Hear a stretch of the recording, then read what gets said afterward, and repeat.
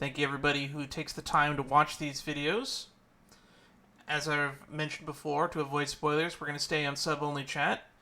And I highly recommend you sub to the stream if you want to actually participate and ask me questions or bother me throughout the stream. You could also join my mod team, that's also an option. Last order of business before we begin, just a reminder that if you want to be informed when I go live, I would recommend joining the Discord. You can also chat with me intermittently there, as long as you don't flood my DMs. Okay, those are the announcements out of the way. Today we're going to be doing the Unfinished Comedy World Quest, for sure this time. I am 70% sure that we will do it. Part of me also wants to do that weird world quest that's sitting in front of the Tower of the Seven in the Court of Fontaine. And you know what we should probably do? I should go back to writing down the list of things I want to do on an index card and start checking them off like we used to for Elden Ring. So maybe we'll do that in the future. Yeah, in fact, we're going to do that right now. I'm going to grab an index card from the inside of my desk drawer. We're going to write a few things on it. So these are the 4 things I have on my list. We're going to attempt to tackle them in order.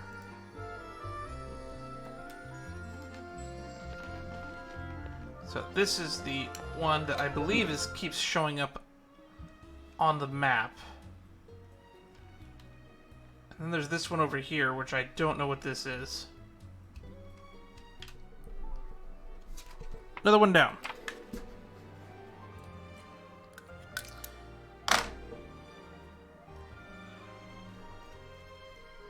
But before anything, let's start with the world quest that I came to do from the beginning.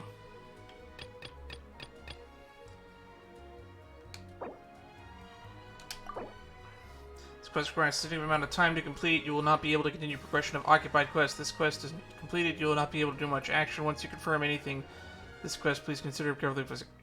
Sure.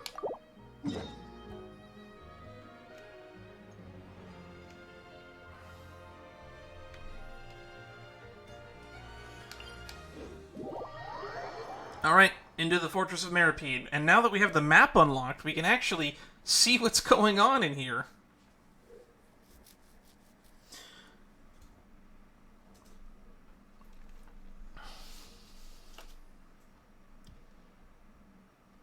I'm really curious as to why we have a world quest that's in the Fortress of Meropide, and I somehow didn't trigger it or start it while we were in here for the main Archon quest. And I also tend to forget that we have this bonus now, I guess.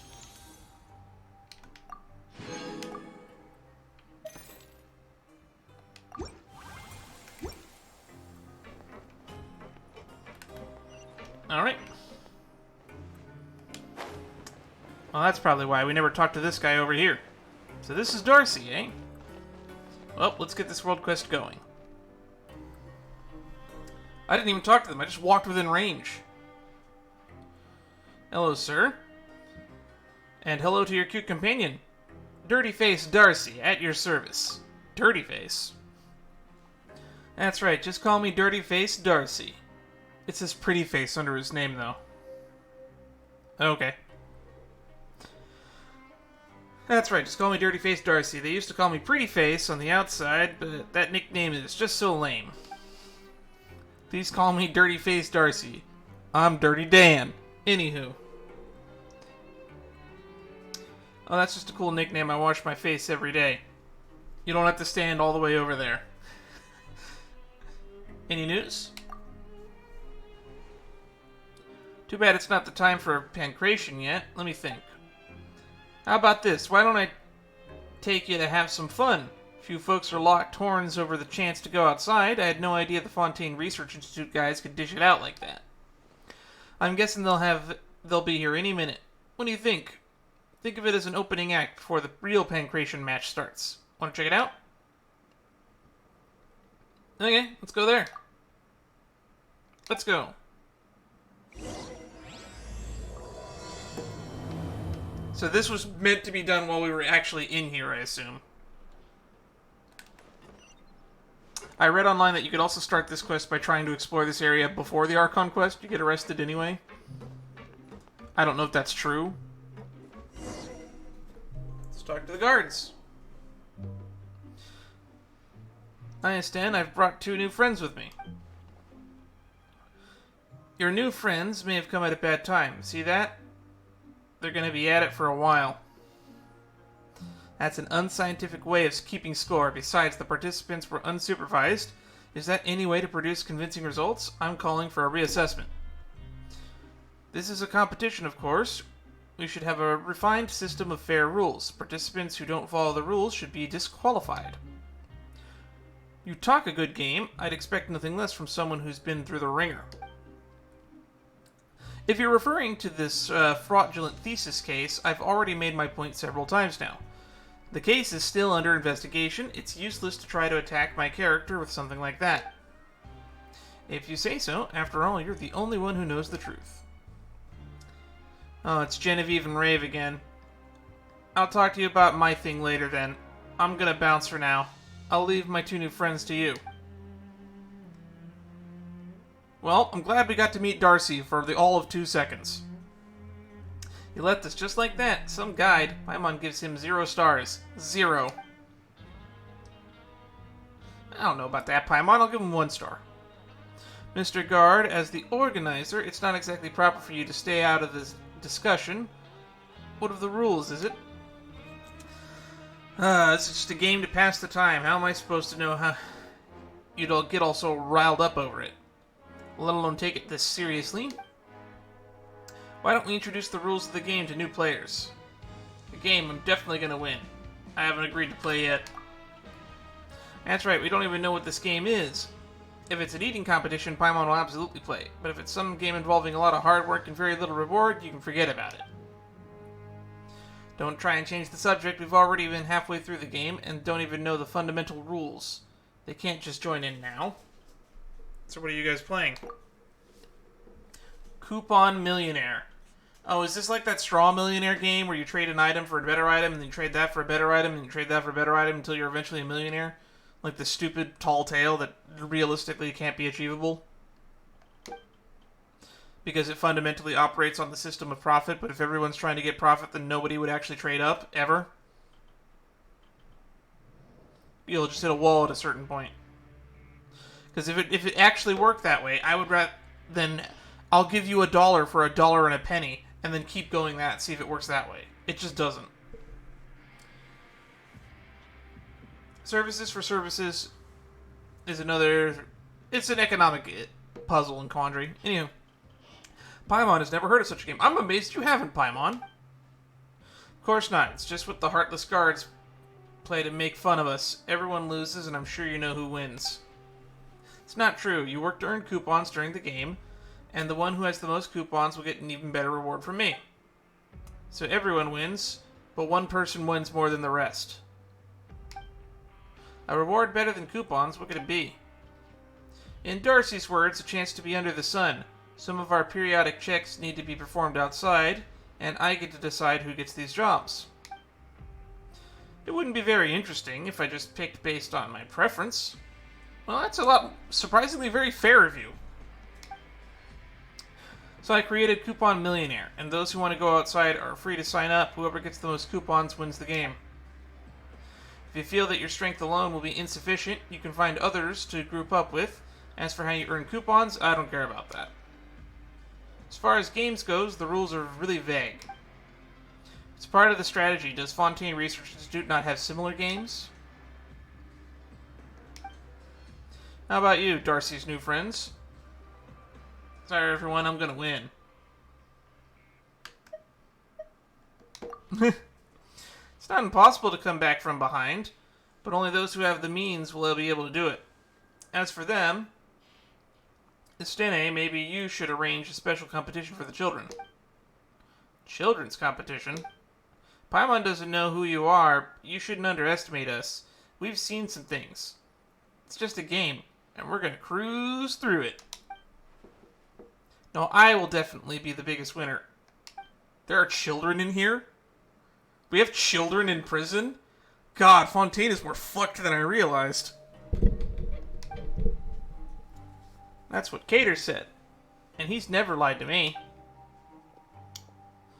What are you all doing here? You again, Esten? I didn't break any rules, did I? In fact, I've increased everyone's work efficiency. And that should be to my credit. You know what I mean. Know your place, Estene. You're a guard, and you should use your powers to make them obey you. Now, that's how very authoritarian of you. I have my way of doing things, and you have yours, Noelis. It's been some time since you arrived here at the fortress. You should try blending in a little more. Laziness, apathy. I will restore order here. Starting with you. Stop gathering, and go back to what you were doing. I am not as lenient as Esten, and I am going to restore order. And if I'm going to restore order, then punishments are a must. I don't think you want to know what they are. Are there things that even I don't know? I jest. You don't need to waste any of your time on this game that we play to kill time. The fortress is huge, and I'm sure there are other things that require your attention. I don't need you to remind me. Okay. Finally. Being serious can be a virtue, but being overly serious is something else.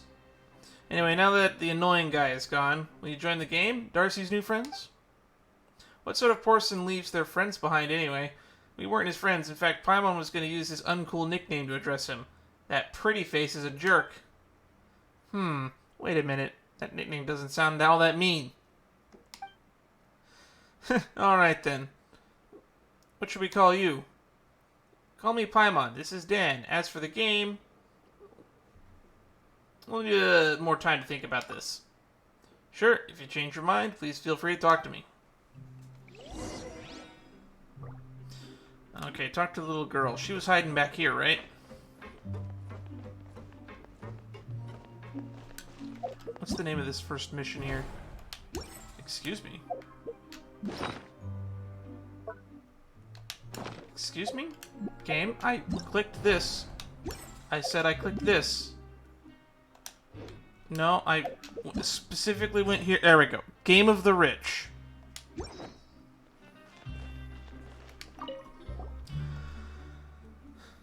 Eh, there you are. Oh, you again. And you're are you a bird, little one? A bird? Paimon doesn't look like a bird. Indeed, Paimon, you don't. Look like a small child, to be honest. That's so strange. You can fly, but you're not a bird. Are you an evil dragon? Or an evil dragonling? The way you eat and thirst for wealth certainly fit the bill. She's not. Probably. Why did you hesitate? Paimon is a dragon sovereign. Fan theories converge. Anyway, he's Dan, and Paimon's name is Paimon. What's your name? I'm Lenore. Mr. Dan and Miss Paimon, will you tell me whether the evil sorcerer is still there? Oh, does this tie into the whole quest with Marianne? The evil sorcerer. Yes, with the black clothes and the staff that branches sticking out of it. Cater said that I mustn't get spotted by that sorcerer, or things will get very bad. Where is this wicked spell slinger? My sword is ready! Why are you playing along? Paimon thinks he's talking about who we just saw. Must have been a guard, right? Who's this bad sorcerer? Estene or Noelis? Estene is a good sorcerer. He brought me flowers when he returned last time. They had the same color as my skirt. Then Cater taught me to put them into boots to make pressed flowers. That way my... Oh, sorry, put them into books. I thought that said boots for some reason. That way my books would smell nice, too. This is what they call the fragrance of knowledge. Noelis, then. Stene said he was annoying, too. No plot twists? Boring. Just what kind of story are you looking for, anyway? Anyway, the evil sorcerer is gone now. Still, why is a little kid like you in the fortress of Meropide? I've always been here. Why does everyone ask me that? Is it so strange? Now that I think about it, this place is co-ed. I wouldn't be surprised if kids are just born here. But Does that mean they get to stay here, or do they get to leave? What's the status on that? I don't understand that. I gotta talk to Risley about this, because this has gotta be confusing. Don't you two have your own home, too? Home is where your family is. That's what Cater said, too. Which is why I have home that I don't know about. How do you call a place that you don't know home? Wait, I can't? That's a toughie. But I'm sure Cater knows the answer. He knows lots of things. And lots of stories. Might Cater, by any chance, be a kid who looks about the same age as you? Nope, he's a lot taller than me. A lot taller than Mr. Dan. And taller than the evil sorcerer. But I think he's afraid of the evil sorcerer. He lost his sword, and the evil sorcerer has a powerful staff. So he hides when the sorcerer comes out. This Cater sounds mysterious. Maybe Lenore is just too young. She hasn't been very clear about herself at all. Maybe this Cater knows more. Guess we can go meet him. We want to meet Cater. Will you take us to see him? Sure, but it's too soon to go back. I want to explore this place while the evil sorcerer isn't here. Will you come with me? Sure, let's go. The Bow Wow house is just up ahead. Never been inside, though Cater wouldn't let me. You can sometimes hear Bow Wow sounds from inside. Maybe it's because there's a lot of furry monsters in there. It's a dangerous place. I saw an evil sorcerer enter once. The place became very quiet. Skylark, careful now, or the evil sorcerer might catch you and put you in a cage. The evil sorcerer isn't here right now. I'm not afraid. Good, atta girl. I never even noticed that this guy was here. Those who come here frequently will walk around this thing in circles. This enemy said that it's a boxing dummy. You can earn its approval, then you can enter the Bow Wow house. Now Mr. Dan can go take on the furry beasts.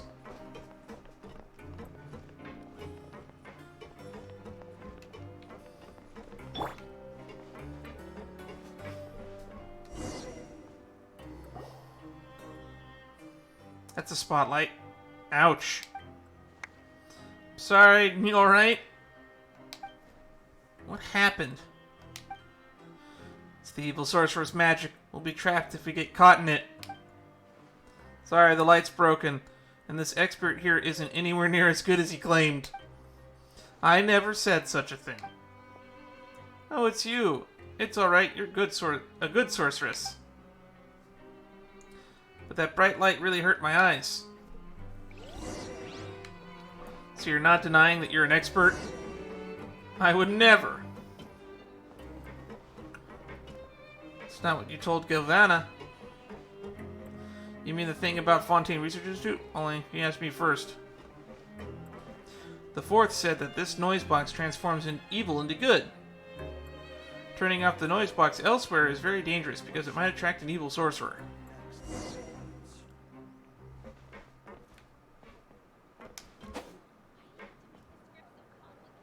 Monthly production zone safety measure notice. Bringing items not related to production of the production zone is forbidden. This includes but is not limited to books, papers, collections, and other materials, TCG, other card games, toys, beer traps. Monthly production zone safety measure notice. Surely the audience will be able to follow the plot here. This one's turned off.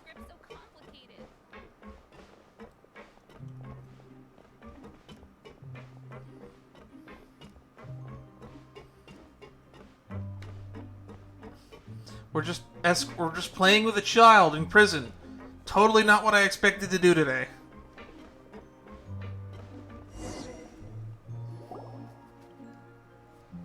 Guess our adventure's almost at an end. The coupon cafeteria is our final stop. So the ultimate destination of adventuring is a good meal. Not bad, right? Adventure takes a toll on your body, so eating afterward is a must. That's right. I've never seen someone as small as Miss Paimon. You're even smaller than Miss Sinqueen. You should eat more so you can grow bigger. I think Paimon's just fine the way she is. The thought of Paimon growing up, it gives me a headache. Paimon thinks so too. Let's talk to Bran and see if we can get something good. It'd be nice if it was delicious Tassis ragu, though.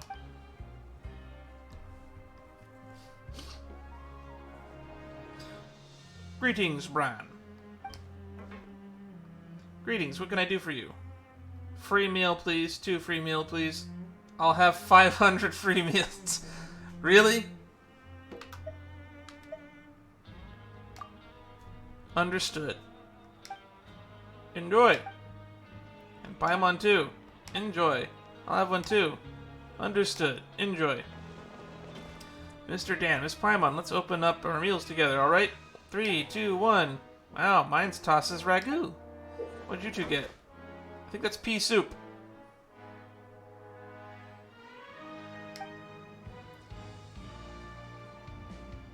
It certainly looks like food. This looks kind of... It looks fine. It looks like peas and corn in, like, soup or something. So I got the only good meal? Would that be enough to split if we split it into 3 portions? There's even a fortune inside. What does yours say? Paimon's fortune says, luck only brings fleeting pleasure. Lifelong happiness requires hard work. Now Paimon's mad. How about you, Dan? Things happen. Don't take it personally. Just, wow. Mine says misfortune is an illness, and caring friends are the cure. The 2 of you went on an adventure with me, so you're definitely caring friends, but you got disgusting meals. The sorceress said that I must remember to pay it forward. So now it's my turn to cure you. Let's go to the rag and bone shop. The what? I got a fortune slip. Oh, it is minty bean soup. Yeah, I don't know what this place is. I don't think we explored here. It wasn't on the tour docket. Hello, Alvard. Hey, Skylark, want a Fanta? We just got a new shipment. How about your friends? So this is the rag and bone shop. If you have coupons, we have everything from home supplies like Hydrophantasm, Taint Begone, to devices that can help you in the Pancration Ring. Our wares are trusted and lovely, all in sundry. What? By all in sundry. Okay. You name it, Rag and Bone Shop has it. We'll take some Hydrophantasm, Taint Begone. Devices that can help you? What do you mean? They're for regulars only, or if you happen to be friends who are our regulars, I suppose I can show them to you. The special items must be pre-ordered, though. Or if you're lucky enough, you might find what you want on the for sale list. We do have other stuff stocked all the time, so back to my question, how about some Fanta? I want everything in Uncle Alvard's store. Everything?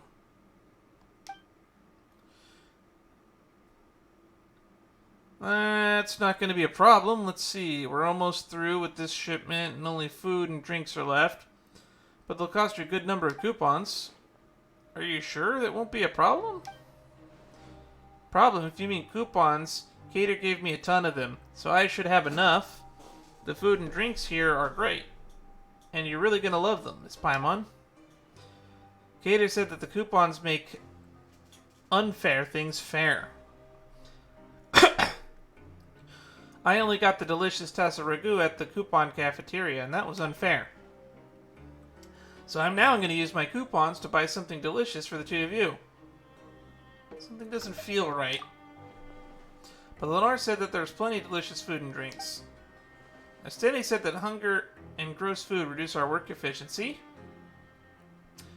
and put us in a bad mood.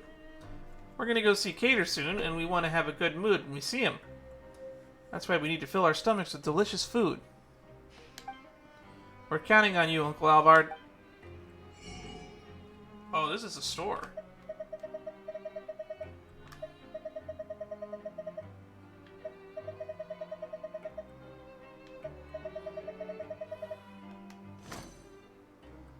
Thank you for the business. If Lenore says so, we'll dig in. Have a good meal, Miss Paimon. Man, I don't have any coupons.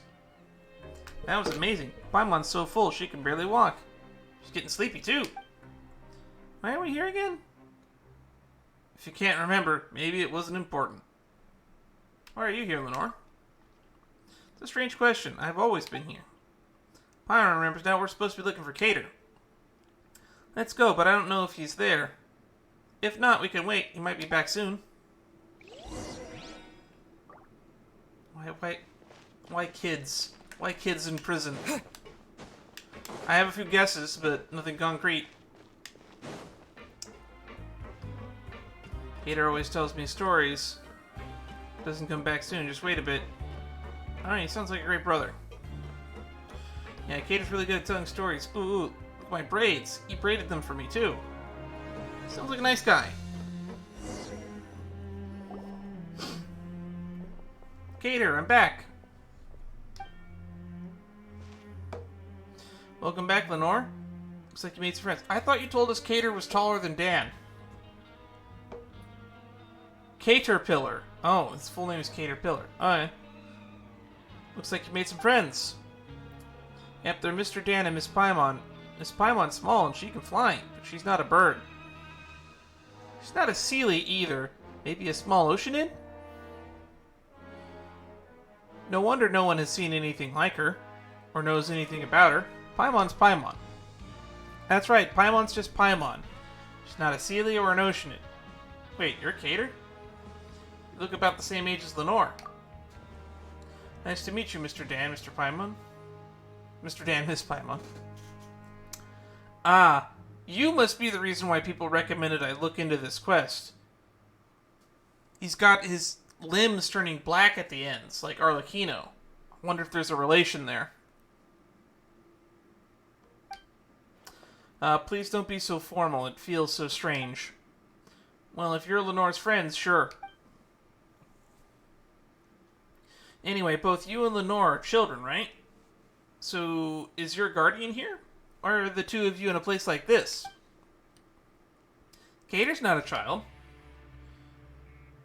Indeed, I am not.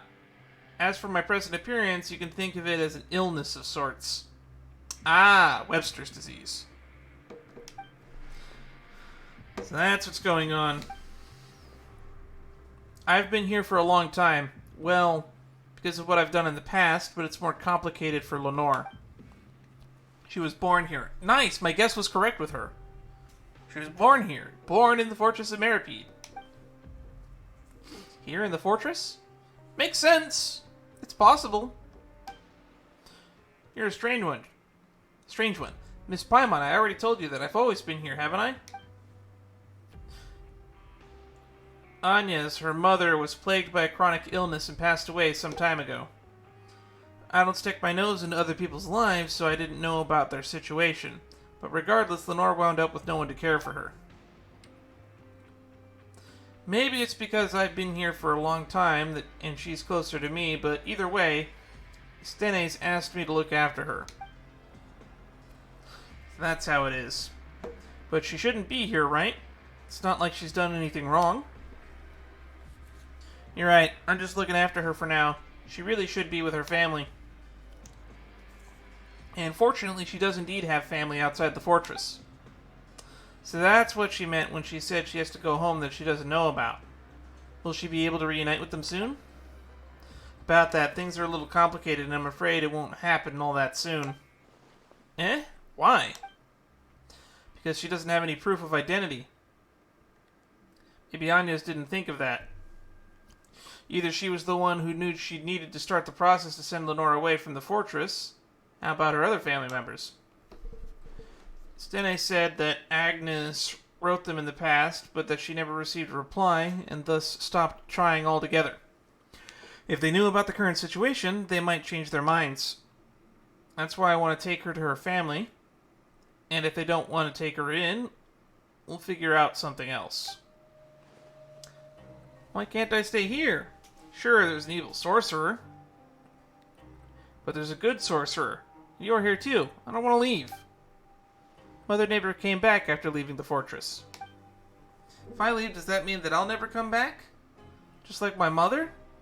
And I'll never see you again either, Cater. Anya's left. I don't think Lenore can comprehend what happened. Either way, this is no place for a child to grow up. How will a sprout bloom without sunlight? How is Risley allowed this to happen? I'm gonna have a stern talking to with that guy.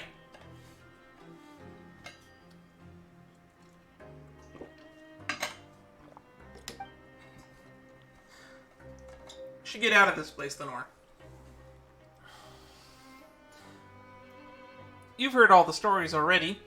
There's a real world outside, and a family that you are connected to. I'll go with you so you don't need to be afraid. I believe you. You've never lied to me. But how will you get her out without proof of identity? Is there anything we can do to help? Is there some loophole or back door we can use?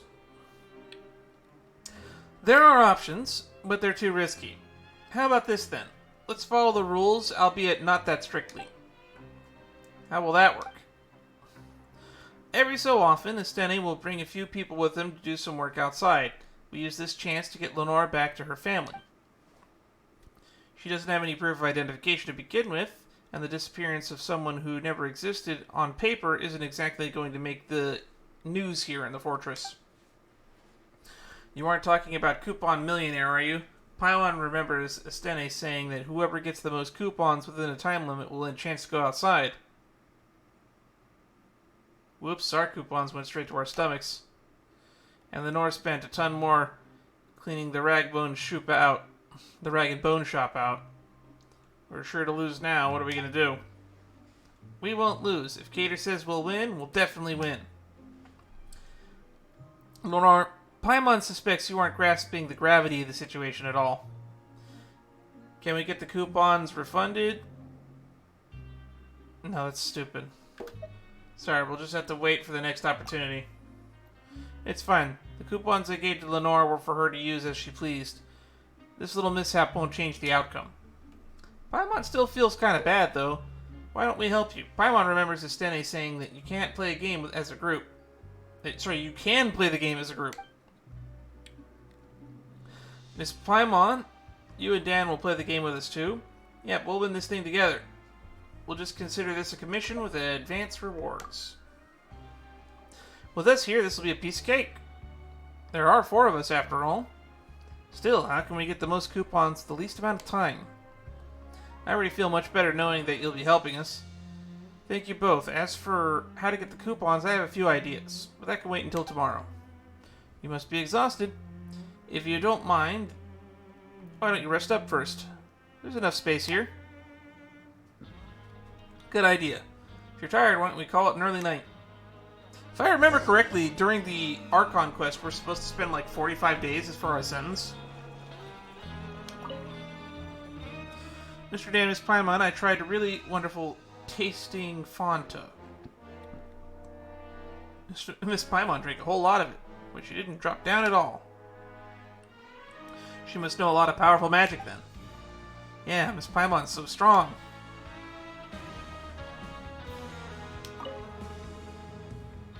Written on into some common knowledge easily understandable to children.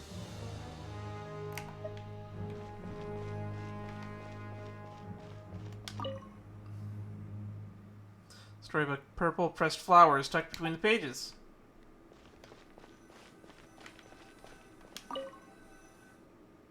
There's some storybooks, detective novels, and a collection of papers published by the Fontaine Research Institute.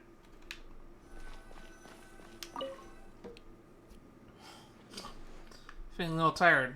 Should we rest now? Something I want to ask about. Let's rest.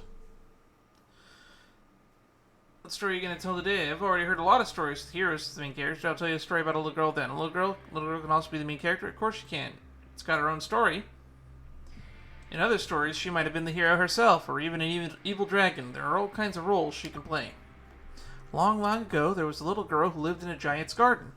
The giant took special care of the flowers in the garden, and wouldn't allow anyone to pluck even a single one of them. To keep intruders out, the giant built a towering wall around it. Because of this, the little girl living in the giant's garden had never set foot outside of it. Even once, the giant always told her that the world outside is a dangerous place, and that the garden was the safest place she could live in. And then what? Did the little girl listen to the giant? Bet she didn't. If she did, then the story would have ended there. You're right, the little girl never was one for doing what she was told. Uh-huh. As for the rest of the story, we'll save that for next time. Wait, did Caliper no look... Did we oversleep? Let's go look for them. Alright, Paimon, as you command.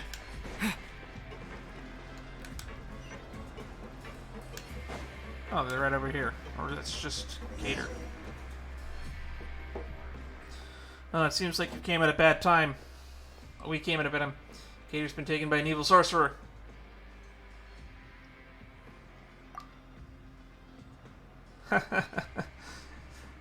I like Astene. He's fun. What? If I'm not mistaken, you must be Dan and Paimon. I'll come back to question you in a moment.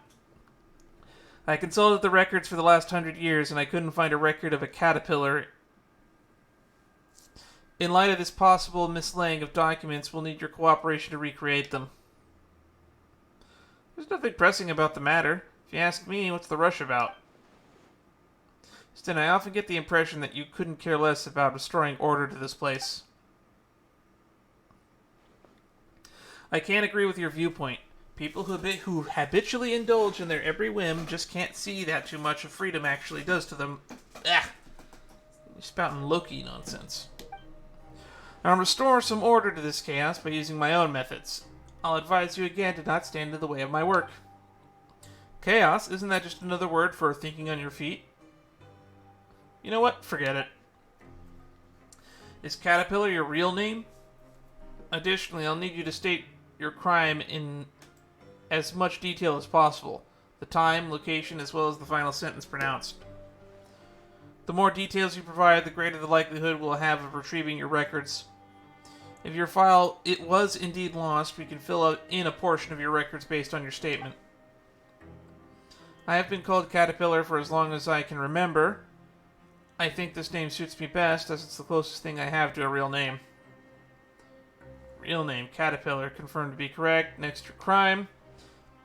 I carried out a certain task under my master's orders. I failed, but some people suffered because of it nonetheless. This was my crime.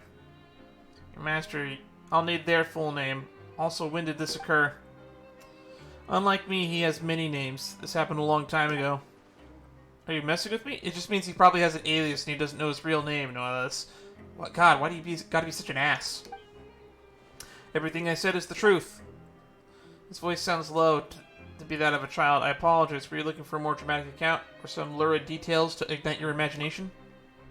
As for what happened that day, I could recount it in sparing no detail, from the furnishings of the clandestine hall to the thoughts of my companion, which I ventured to speculate on.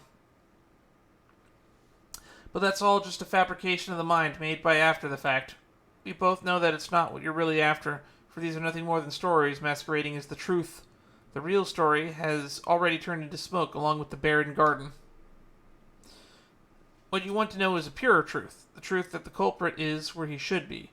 The other minutiae of the trivialities are of no significance to you. They are inconsequential, and thus won't shake up your order in the slightest. There's nothing here for you to trouble yourself with. Everything is as it should be.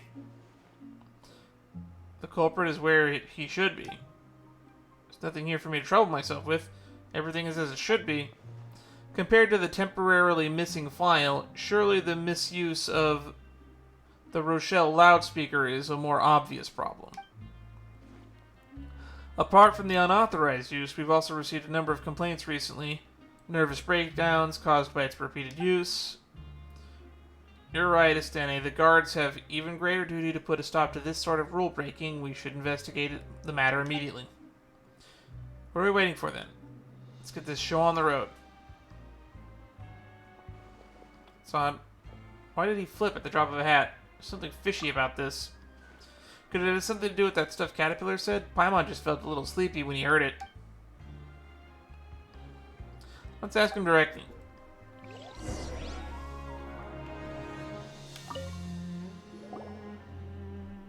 Sorry for the delay. About the way I got the coupons earlier. What did you do to him? Something that aggressive doesn't seem to be the type to take advice from anyone. Why would he give up so easily? Just a few small tricks. The culprit is where he should be. This is an undeniable fact. Making someone as straightforward as him certain of an undeniable fact isn't exactly hard. The purer the person is, the more easily they tend to be influenced by others' words. That's called naivete. I've been here for a long time. As you know, after staying in one place for a long time, it's only natural to pick up a few handy tricks to exert some degree of influence over your environment. Almost too handy, I'd say. Changing a stubborn person's mind with a few simple phrases almost sounds like magic. Could there have been a time when we were also influenced by magic without even knowing it? I just watched the most recent episode of Dr. Stone before this, and that just reads like anything the mentalist Gen does. Trick people with words. Considering how pure-hearted you are, Paimon, that's a worrying thought. Would someone even realize that they're being influenced? Paimon was already a bit sleepy, but now her head's totally spinning. It's not as simple as it looks.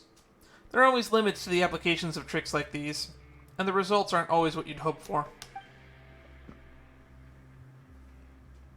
There was an overly trusting kid who wanted to progress in the arts. He always had a knack for it, but he lacked the confidence because of his visual impairment. The certainty that he could draw well was inside of him to begin with. That's why I didn't turn him away when he came to me for help. Things didn't go quite as expected in the end, of course, but I did take a chance this time.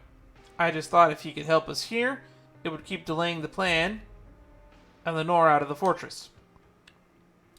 Besides, I doubt you wanted to be questioned by him repeatedly either. You shouldn't take chances like that. Well, you gotta take chances to achieve your goal. You're absolutely right. Back to the matter at hand. If you changed your mind and want to go back out, I understand completely. Lenore might be sad for a time, though. For her, playmates like you are hard to come by. We've already made a promise to her, so we can't just go back at our word now, right? Promise is a promise. Consider this our way of helping her out. Speaking of which, where is she? She went out on an adventure early this morning, probably to rehearse for what's to come after she leaves this place. It's just as well I have a few headaches to go take care of myself. You can usually get reward for helping others, including the guards, take care of some headaches. Oh, we totally get that. Sounds like some Adventurers Guild commissions. I see. Would you two join me for the next commission, then? Sure, where are we going? The abandoned production zone on the lower levels. Obtain 300 credit coupons.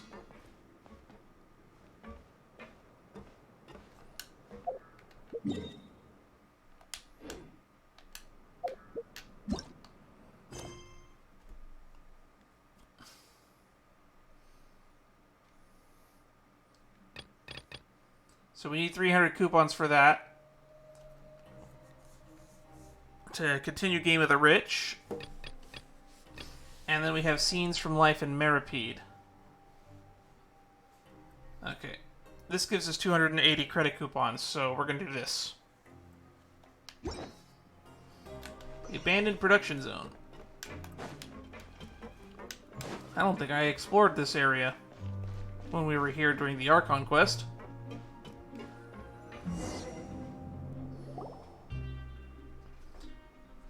No one comes here anymore after the geode mineshaft was closed, and the devices here aren't meant for just anyone to handle. And that's exactly what happened this time. Someone tinkered with the drive valve and trapped their own companion. Anyway, let's get to the open passage in the supply warehouse 1. By the way, if they offer you a drink, you'd best to say no. Who's gonna offer us a drink? Why won't we be taking it? You'll find out soon enough.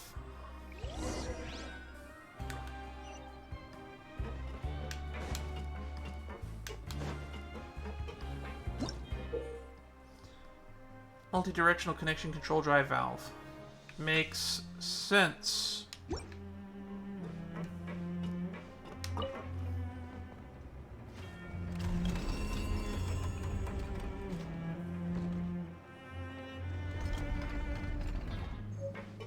Oh, that's what I have to do. I'm dumb. I figured it out.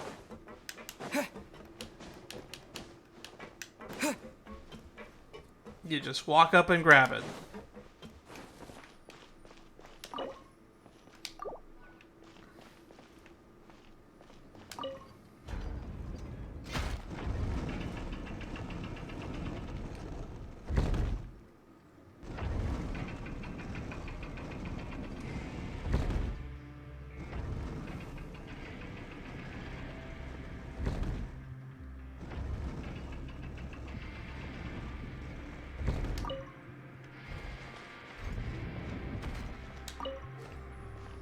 Just in case. Take it with us.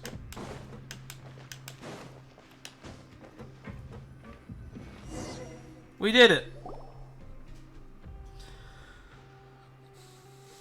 Mitzel, you alright? I hope you weren't trapped for too long. My savior, finally here. Where's Koblenz? He's not with you? He told me about trapping you here and asked for my help. But he left because the guard interrupted us. I knew he wasn't reliable. He probably ran away because he felt guilty. I mean, how do you make money in business if you don't take risks? He was clumsy and too cautious to boot. I mean, pure water is one thing, but even Fanta is available nowadays. If Fanta is here, how are we supposed to survive? Oh. What, you like Fanta too?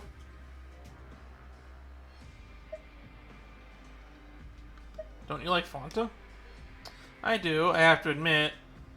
It's a formidable rival. Anyway, I have to settle this with Koblenz. By the way, has he paid you? Nope. Sometimes I want to stuff him in a large bucket. That'll make him reflect on what he's done. Anyway, please take these coupons. Take them, you two, if you would. Want us to take all of it? Of course. Thank you, then we can go to the rag and bone shop later if they see anything new. By the way, I'd like to apologize for dragging you into this. I have some fresh health drinks. Would you like a bottle? Fresh health drinks? Yep, healthier than pure water, in fact. I'll take one. I didn't Caterpillar tell you to not take one? Dan didn't mean it. We already have a lot of drinks before coming here. But Paimon bets these drinks are good. We'll make sure to try one next time. Bad timing, huh? We'll come back when you get the chance. It'll be my treat. Anyway, I must go to Koblenz now. I have something else to take care of, so I need to get going. Don't worry too much about the coupons. I'll put clues I come across on the blackboard. See you later.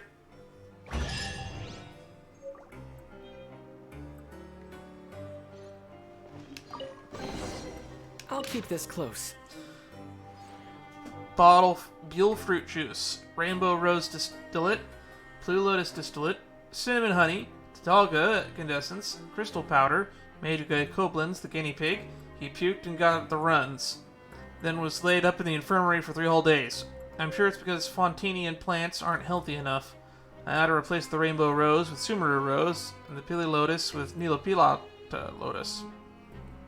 Buell fruit juice, Sumeru rose distillate, Neopilata lotus distillate, cinnamon honey. Spend 280 credit coupons to get Dresselax.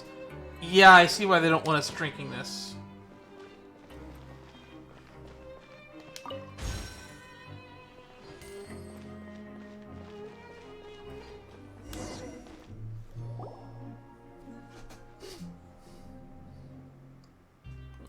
Mr. Dan, Miss Paimon, we've fallen way behind. It's true, I've got to ask Esteni about the current situation, but it seems to be the case.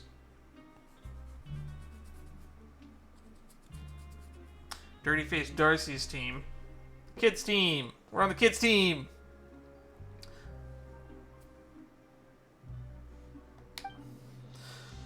Oh, looks like you got some coupons too, Caterpillar.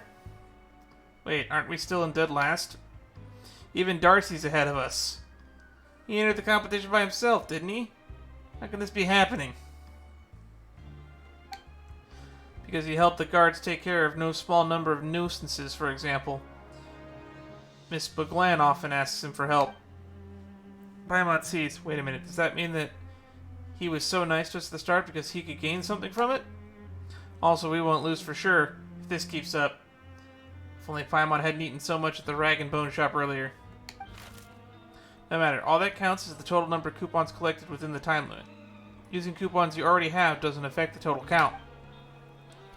That means you can eat even more, right, Miss Paimon? Lenore, our problem right now is that we're about to lose the competition. Aren't you guys at least a little bit worried? At least there is plenty of time left before the end. We'll make it. Today was exhausting. Let's keep going tomorrow. We're going to take the lead straight from last place. Now I'm motivated. That does like your typical motivation story, but sure. Motivational story. Can we really pull it off? Should be easy. We can get like 3,000 in a day. You have to believe in yourself more, Miss Paimon. The heroes of the story are sure full of themselves. That's why they're the main characters. You're right, Lenore. We're going to win this big. Tomorrow we divide and conquer. We'll reconvene here once we make some gains. Sound good? We'll make a better time this way. Sounds like a better plan. Also, you don't mind, can we rest here, just like before? Sure.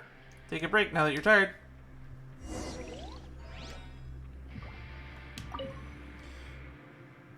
I was chatting with Miss Mongolaine. She said that Natlan's nothing like Fontaine, and that she really wants to take a dip in volcanic hot spring. A volcano. Is that a flaming mountain? And mountains are super tall. Mounds of rock and dirt, right? You'll get to see all those things for yourself after you leave this place, whether it's volcanoes or anything else. Then let's explore places together, Cater. Let's invite Mr. Dan and Miss Paimon too. They'll definitely like that. The things we do for kids.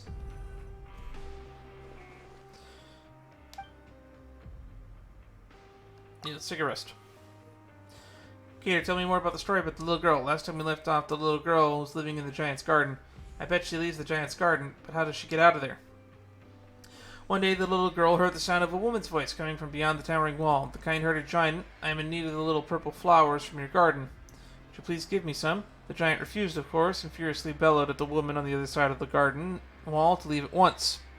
But the woman did not leave, and from a short distance away she lamented that she had journeyed from afar for the little purple flowers in the garden, which she needed to cure the sick friend's illness. Hearing the woman's plight, the little girl felt sorry for her and her friend. The giant had so many flowers in his garden, surely having one or two less wouldn't hurt.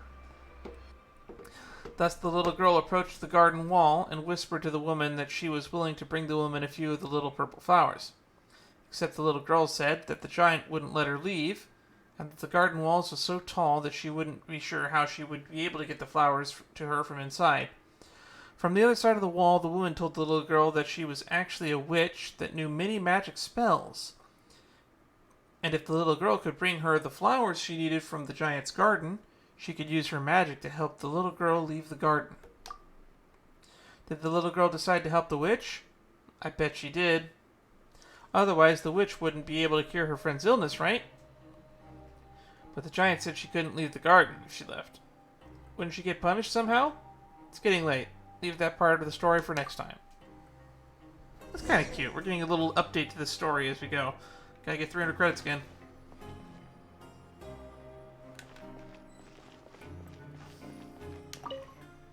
Caterpillar probably wants to get coupons elsewhere, but he left us some clues.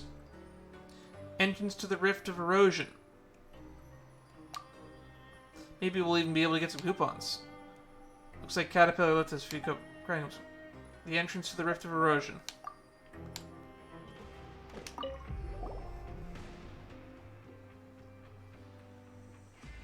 Please help us, good sorceress. Anything we can help you with? Be better if there was compensation. You didn't join Estena's game, did you? You should know when to stop. Nonetheless, there is something that I need your help with. Klein should be repairing his device or whatever it is by the Rift of Erosion. Go help him out, would you? Of course. Just ask him for compensation. He won't object. We'll take care of it.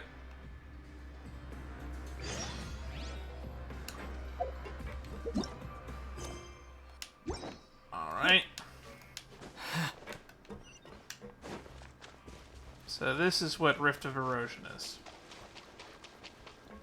So the blackboard will give us clues to a world quest we can do. I sure hope everything goes smooth. Something wrong? There's someone who looks just like you. Ah, you've met Galvariette. She's my younger sister. We're twins. She's too old to keep calling me sis all the time. Please don't take it the wrong way. I don't dislike her at all. It's just that this is our workplace and we should be more serious when we work hours.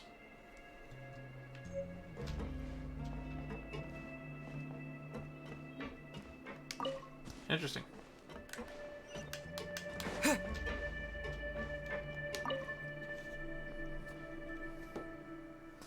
Just in time, come to help me out?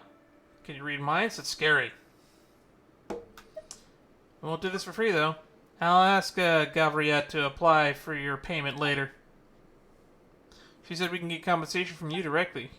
Did she? Alright then, applying for funds here is even harder than for the Fontaine Research Institute. Anyway, the task is nothing difficult. The research terminal here requires 2 people to operate it simultaneously, and I've already entered the commands. I just walk over there and pull the lever. I almost forgot, the charging device should be nearby. Please install a charging device first before starting. And just to double check, you're not machine killers, are you? Depends on what you define as a machine killer. Why do you ask? I asked Galvana to help last time, even though it only looked away for a moment.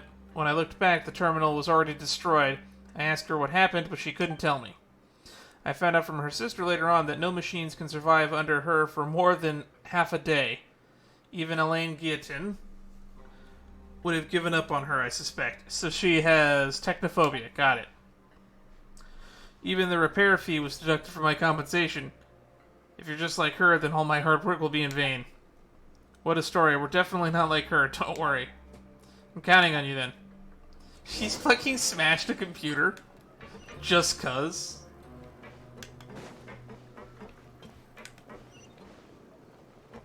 I sure hope everything goes smoothly.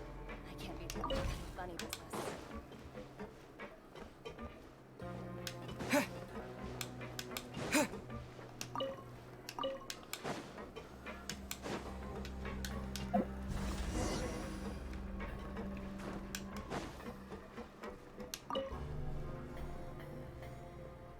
Looking good. If we weren't in a place like this, I would have hired you as my assistants. This is too easy, by the way. What does this device do? There was a rift that connected to the outside, and it had to be watched. Now we can just seal the passage with this device and save manpower. This is nothing new to the Fontaine Research Institute, anyway, but since I have plenty of time, I modified it a little. What you're seeing now isn't even its final form, which was actually deployed at the Geode mineshaft. I think I spoke too much. Just pretend you didn't hear anything.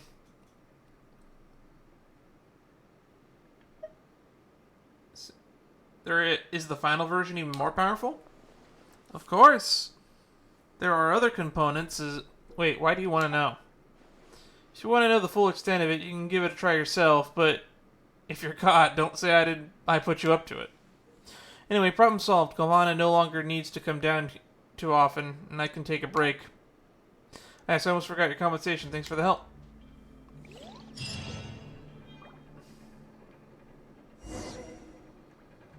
Alright. That gave us 280, and we got 30 from a chest, so we got another 310. We're making progress.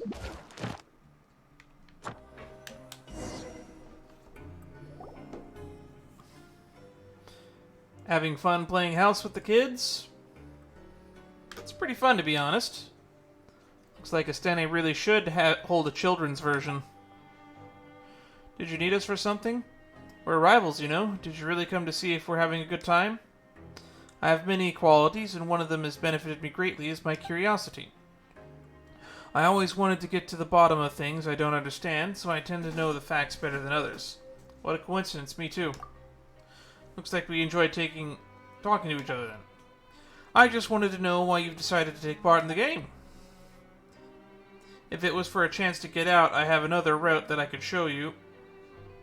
I like playing games and I like winning even more. Remaining vigilant around your enemies is wise, but I'm not necessarily your enemy. What do you mean by that?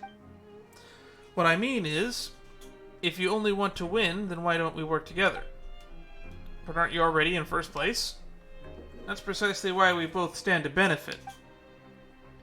Wait a minute, we joined up to help Lenore out. That little girl? In that case, are you willing to join up with me? I'll grant any wish she has as well. Sounds too good to be true. If something sounds too good to be true, it generally is. Then I'll be frank, this is a matter of honor. Caterpillar and I have some unresolved history. I don't know what he said to pull one over on you, but I'm telling you he's a monster. A monster in human skin. Ah, great, this guy's back. What are you all talking about? Not some sort of rule-breaking scheme, I trust.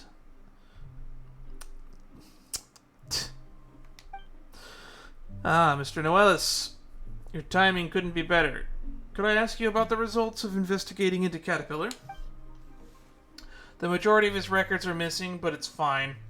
The culprit is where he should be, and everything is as it should be.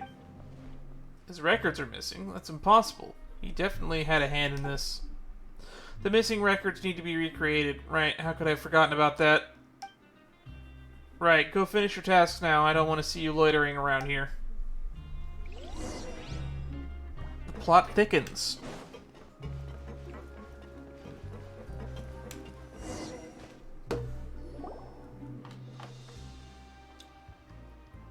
Mr. Dan, Miss Paimon, welcome back. We've brought quite the haul back today. Our current standing should be still in last, but we're catching up. Oh no, we're not in last. We passed Darcy up.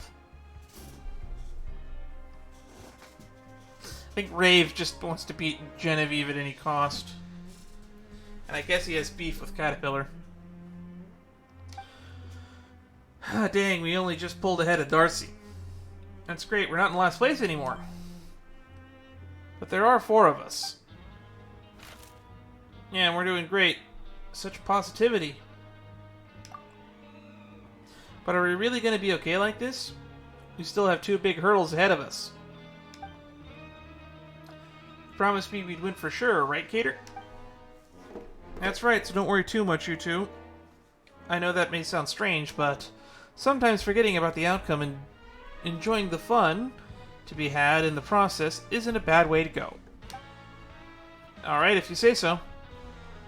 Ooh, speaking of that, Caterpillar, we received an invitation from the guy who was in first place earlier, but he was super rude. He said that you're a monster in human skin. Anyway, it wasn't very nice of him. What happened between you two? Just a few minor differences of opinion. He invited me to join him as well, but having no real reason to accept, I declined his offer. Later, he tried to get some of his lackeys to teach me a lesson. It's true, I am a monster, the kind people like him would do well not to provoke. I'll say that. Surely you didn't end up this way because you wanted to, right, Caterpillar? If Cater is a monster, then he's one of the good ones. Just like how there are good sorcerers and bad sorcerers.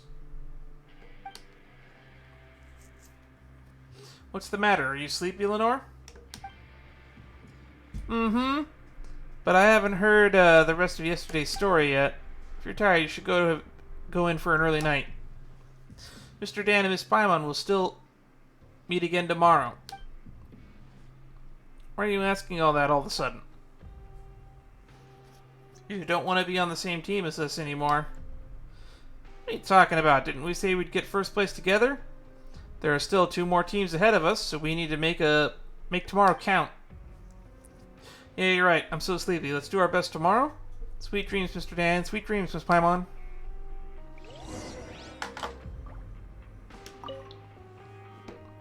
So sleepy. In that case, get some rest. But I haven't heard the rest of the story yet. I'll rest after hearing the ending.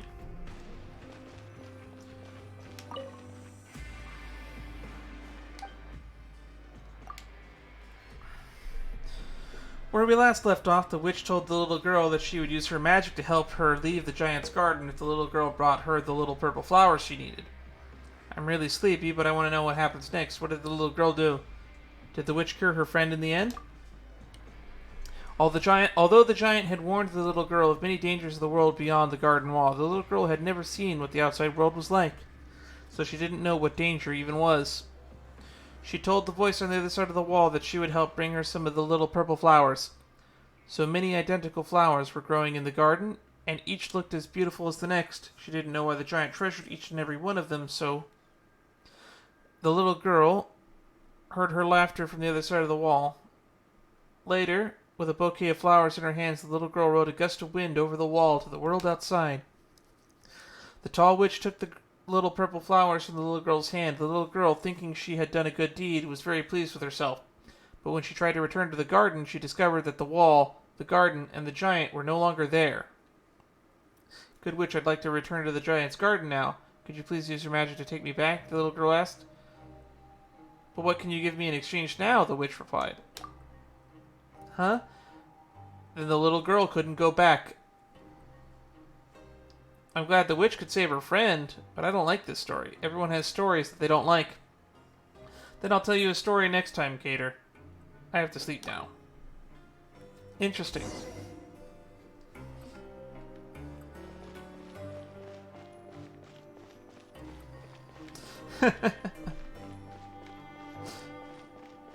Well, today is the day.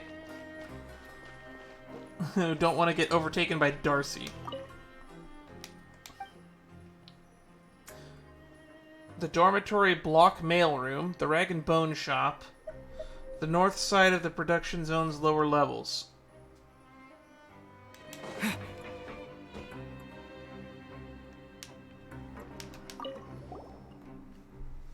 Something's definitely wrong with these yellow-green stones. I think I'm gonna die here. You alright? In the long run, we'll all be fine, but I'm gonna be fine before you are. Okay then, sure, bye. That's certainly a new way to use the word fine. You don't sound fine at all. No, I'm fine. Literally. If something's wrong, it'll be too late anyway. So are you alright or not? Paimon's very confused. Can you please be more specific? Specifically speaking, when I come to the production zone, I get headaches, heart palpitations, and my hand and feet grow cold. I'm done for. Do you know what I mean? I'm done for. It must be the yellow-green stones. They're evil. You know those stones, right? The central laboratory of the Fontaine Research Institute. The yellow-green stones that destroyed everything. Please go see a doctor. I am a doctor, I know. Wait, I'm no longer a doctor. I lost my certification and I can't give an official diagnosis. Please find a real doctor with certification to save me, please. This sounds very serious. Let's go find a doctor. Is he talking about the green stones that caused that explosion? Head's dizzy. I feel like my brain's going to burst. I'm definitely not going to be feeling well.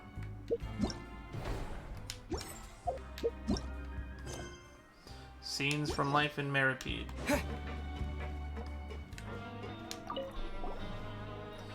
Are you in trouble or are others in trouble? You both look healthy, so it must be the latter. Indeed.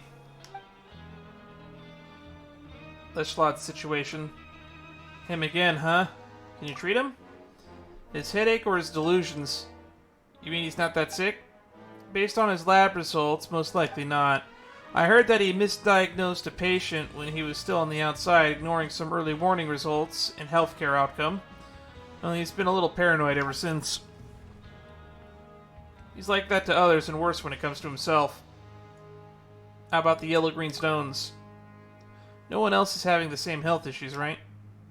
But I can't very well ignore him, so please give him this. Isn't this pure water? Are you sure? Oh, so you know what this is. It's fine in the sense that it does no harm to the body, and it'll give him a boost. So he doesn't know? Why not just give him Fanta?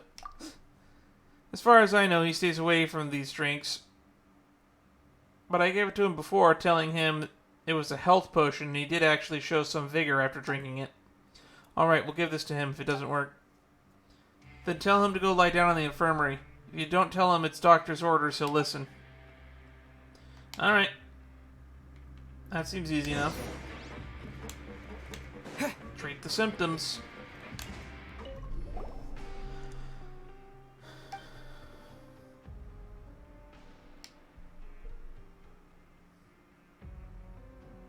Vigor fills me once again. That's it? Wasn't that a little too fast?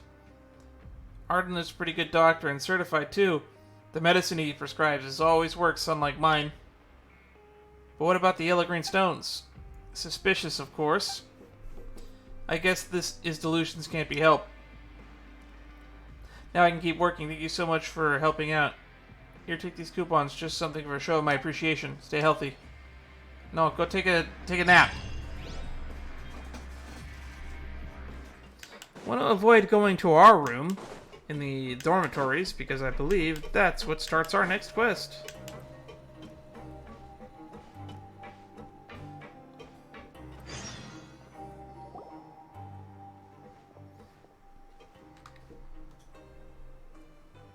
Anyone help me, please? I'm begging you. Help this poor soul. Are you alright? Oh, thank goodness. Finally some kind people. You see, it's my son's birthday tomorrow, and I'd like to send him a letter. But to get a letter sent out of the Fortress of Meropide, you have to queue up here. I don't have time for that. Huh? Why not? There was a major safety incident in the production zone, so I have to get there immediately. I was hoping someone could stand in line for me, but... I know this is what I deserve. My son is innocent. Why should he have to pay for my crimes too? All I want is to send him a letter so he knows his father hadn't forgotten his birthday and loves him very much. But I can't even do that. Poor guy, we'll help him out, right? You will? I don't have much of the way of money right now. I'll be sure to pay you a fair price for your trouble based on the market average. The market average? Yes, I've lined up other people before, so I know the going rate. Professional line standing. It's alright, don't sweat it. We're happy to help. Thank you so much. You're great people. Oh, I forgot to ask your names. I'm December. And you? Paimon's Paimon. This is Dan. We're adventure buddies. It's good to meet you, Paimon and Dan. Here's the letter. Just hand it to Lutz over there. Your lifesavers. Don't worry, we'll take care of it.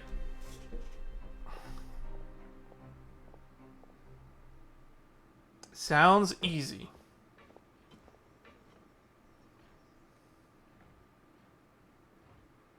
December leaves in a hurry after handing over the letter. A long time passes before you and Paimon notice the short queue hasn't moved an inch. You could be here a while. Suddenly your attention is drawn to a conversation between the two people behind you. This is taking forever. And the air is so stuffy here, I can barely breathe. First time queuing here, huh? Welcome to the infamous slowest queue in the Fortress of Meropide. Surprised you never heard of it. Lutz has a tendency to slow things down by embellishing the letters as he types them out. He can't help himself. Then, of course, we have to check through them all over again to make sure that we're happy with it, blah, blah, blah. You kidding me? Gods. I'm going weak in the knees. Hang in there, buddy. If you pass out, you'll only have to start over again tomorrow. It's happened before, you know. One guy's on his third visit and still hasn't managed to send his letter. Third visit? Geez, sucks to be him. Bet it does. Takes a special kind of bad luck to fail 3 times in a row. He's a legend in the Meropide queuing community. We call him Unlucky December. If you're interested, I can tell you more about him. To be honest, I'm not really in the mood. Come on, cheer up. Anyway, it all started the day before yesterday. It was sweltering hot that afternoon. I said I'm not, whatever, carry on. December came to me that afternoon saying he had to line up to send a letter the following day. He asked me if I could cover his shift as a porter in the coupon cafeteria. I was gonna say no because it sounded more like trouble than it was worth, but he gave me the old puppy dog eyes and said how he missed his chance last time because he overslept and now his son was still waiting for his letter. I took pity on him, agreed to help him out. But guess what I saw when I got off the work yesterday? I saw him looking for someone else to cover his work. And the excuse was still the same. He needed to send a letter. So I went over and asked him what happened. He said he'd learned from his mistakes and woke up early in the morning to queue up, but he still didn't manage to send the letter due to unforeseen complications. Don't tell me he joined the wrong line. No, but that's almost as funny as what actually happened. He skipped breakfast to get in the line early, but by the afternoon he was running on empty and started to lose it. He tried to push through, but suddenly everything went black, and there was a loud thud. He was out cold, and by the time he regained consciousness, they closed for the day. What a loser. Wait. Did I... I don't think I had anything to eat either. Crumbs. Now my stomach's starting to growl. Did they say Mr. December? Paimon didn't realize what we lined up for. Good thing we always have food with us for emergencies. Yep. And Paimon too. Because you're always hungry. That didn't very nice, but Paimon can't put her finger on why. Queuing for a long, tedious time gets tedious and tiring. You start to forget your purpose here. Only occasional background noise and chatter serves to remind you that despite how it feels, time is indeed moving. Feeling lightheaded, man. I hope I don't have to do this all over again tomorrow. Eat this. You need something in your stomach. Next time remember to bring food, water when you go for a long queue. Thank you, but it's crazy that you're talking about this queue like it's a marathon. Listen up, maggot. This is the most brutal, godforsaken slice of hell in the whole world. Bureaucracy. The Fortress of Meropide makes the Pancration look like a walk in the park. But it's just... Every queuer worth their salt knows to plan properly before committing to join the line. Some people bring a stool for rest breaks. Some of the more hardcore folks even been known to camp outside the entrance the night before. But it's just a queue. This is no ordinary queue, rookie. This is war. Everyone is expected to give 110%.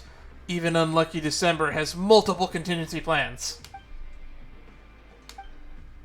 Sadly, the best laid plans are no match for fate. On my way back from the production zone earlier, I saw him leaving the line heading for the direction of the coupon cafeteria. So I asked him, hey, aren't you supposed to be in the queue? And you know what his answer was? He'd gotten so fixated on queuing that he forgot the most important thing of all.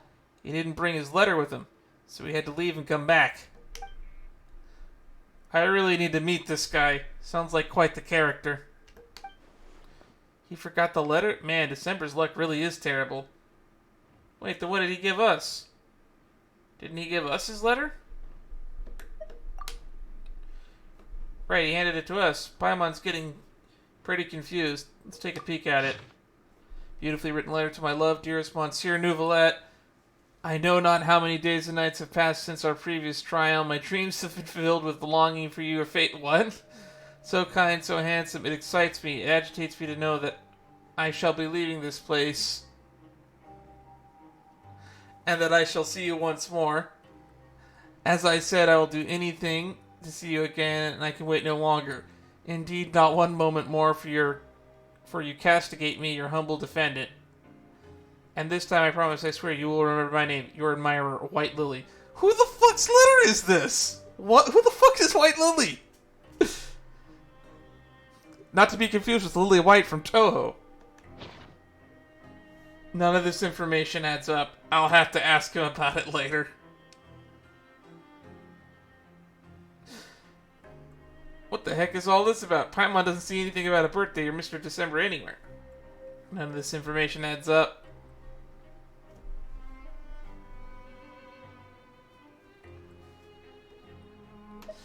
I think he actually gets paid. I think what's happening is he's getting paid to stand in line, but instead gets someone else to stand in line for him and pays them slightly less. That's what I think is happening.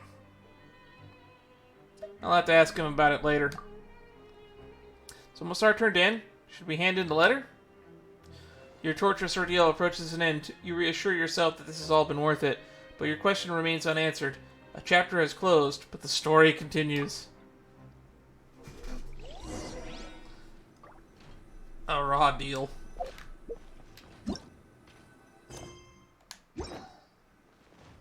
A couple more paragraphs.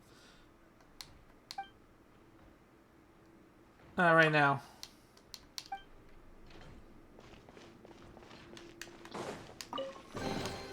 A reward on the road.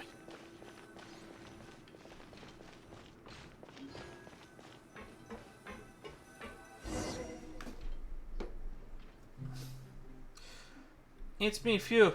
Made it just in time. Why are you so out of breath? I just finished up at the abandoned production zone and ran all the way here. So it's done? The letter's been sent? Great.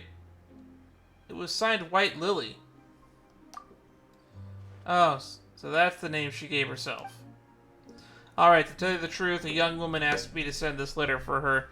She really looked sick to me, so I agreed. And I didn't even take a single mora. I'm paying for your compensation out of my own pocket. Huh? Looking at the contents of the letter, it does seem like she's very sick indeed. I guess I must have grabbed the wrong letter on my way out. Fiddlesticks. The birthday letter will never get there in time now. Wait, really? So you finally got your letter posted, but it was the wrong one? Wow. You're really living up to your nickname, December. Fate is a cruel mistress. I'd love to stay and chat, but I gotta rush home and get the right letter now. I hope there's still time. Here's your compensation. Pleasure curing business with you. Now to post that blasted letter to my son. See ya. But, why did you have to leave? Paimon still has a ton of questions for him. Never mind, at least you got some coupons. Is this all? Not even one meal's worth. Guess we're going hungry tonight. We should take another queuing commission. We could take another queuing commission. Starvation suddenly sounds like a great option. Wonders what's happening in Caterpillar.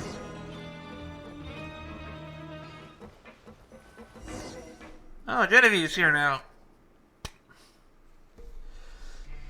Wow, we sure are popular. Paimon's getting deja vu. Did you need something? I'm hoping you'll join us in launching a protest against the Stene. Huh?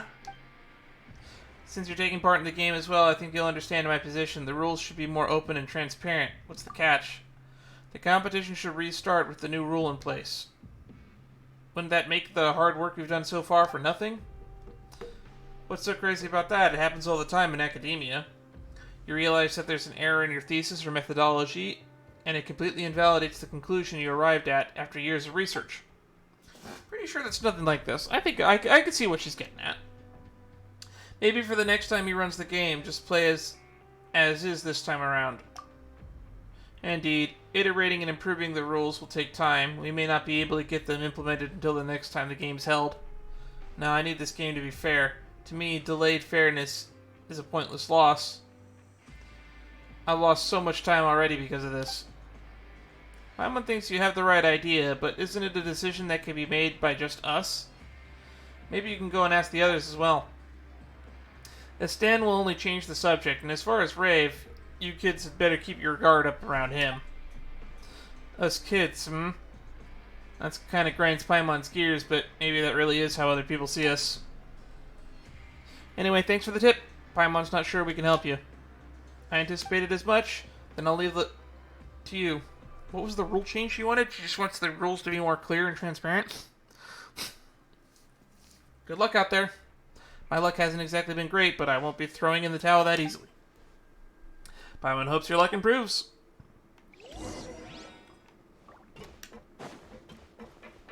All this for some sunshine. Oh, this guy's here. No, Ellis, what is up? Just who was I looking for? Something happened? The investigation is ongoing, so I can't disclose any specifics to you. However, I'd like you to answer a few of my questions. As you probably know, the missing records need to be recreated. This isn't necessarily bad news for him, but without those records, he won't be able to leave this place even if he is legally redeemed himself. As such, I hope you can answer my questions honestly. Do you know when Caterpillar arrived at the Fortress of Meropide? No. You just said that he came here a long time ago, so we don't know when exactly. Then I don't suppose you know the specifics of his sentence or crime. No, we don't. Do you know anything about this master he mentioned earlier? Paimon doesn't remember Caterpillar mentioning him before. Have either of you observed anything peculiar happening while speaking to him? The stories he tells has a rather hypnotic effect. Hypnotic? What stories? What are they about? They're just children's fairy tales. They're not anything important. Well, children like you shouldn't even be here to begin with. If you end up leaving this place, I hope you don't come back. Okay. That's enough questions for the day. It doesn't seem like you know very much. But if you do notice anything strange, make sure to report it at once. It's for your own good. This is a very interesting story. It doesn't feel like it has huge ramifications from the wider plot, but it's a very interesting story nonetheless. Looks like we don't know much about Caterpillar after all. But if he doesn't want to talk about his crime or sentence or anything like that, Paimon thinks we're better off not to press him. I'm not really concerned about any of that. He does seem a little suspicious. Well, he is kind of mysterious. But whatever the case, he's doing a good deed right now, isn't he?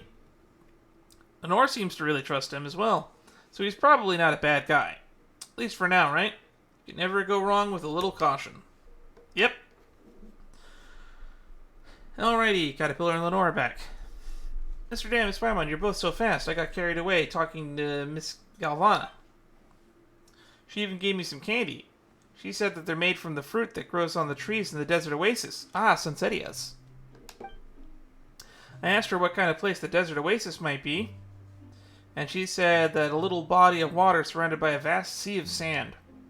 Doesn't that sound just like a fortress?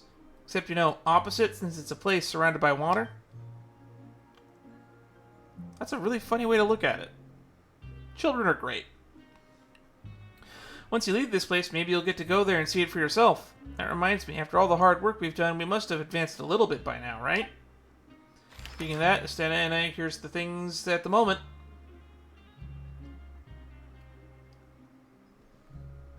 Damn. Rave and Genevieve are fucking killing it. We're putting Darcy in the dust, though. You mean we basically haven't advanced at all? How could that be? Looks like the competition's been hard at work, too. The Rave has some contacts, and the researcher and detective assistant... The researcher and the detective's assistant will have their own ways. Surely this isn't the time to be singing our rivals' praises. Is there really nothing we can do? We're definitely going to lose at this rate. We're going to lose, but if we lose, we can all stay in the fortress, right? We've talked about this before, Lenore. If we stay here, we'll have to worry each day about being taken away by evil sorcerers. Then I guess it'd be better to leave. But Miss Paimon, we're definitely going to lose. We're not going to lose. The game's not over yet. There's still enough time. We're going to win this. If we don't win this time, there's always next time. Don't be such a wet blanket. Have some faith. We can definitely win this time. There isn't much time left until the deadline is set. Let's just meet at the message board at the administrative area next time. There isn't much time left until the final results are announced, is there? Paimon has a feeling she's going to toss and turn in bed tonight. You can tell me in secret if you feel scared, Miss Paimon. Seriously? A kid like you worried about Paimon? Paimon won't get scared. You're the one who should be scared. Paimon hopes that you'll have sweet dreams, Lenore. Don't worry. I've had lots of nice ones. In fact, I wish I can give some of them to the two of you. This kid is so precious.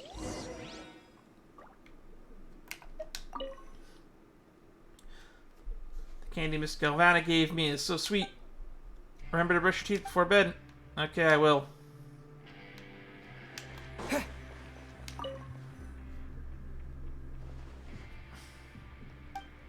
Yes, we'll rest.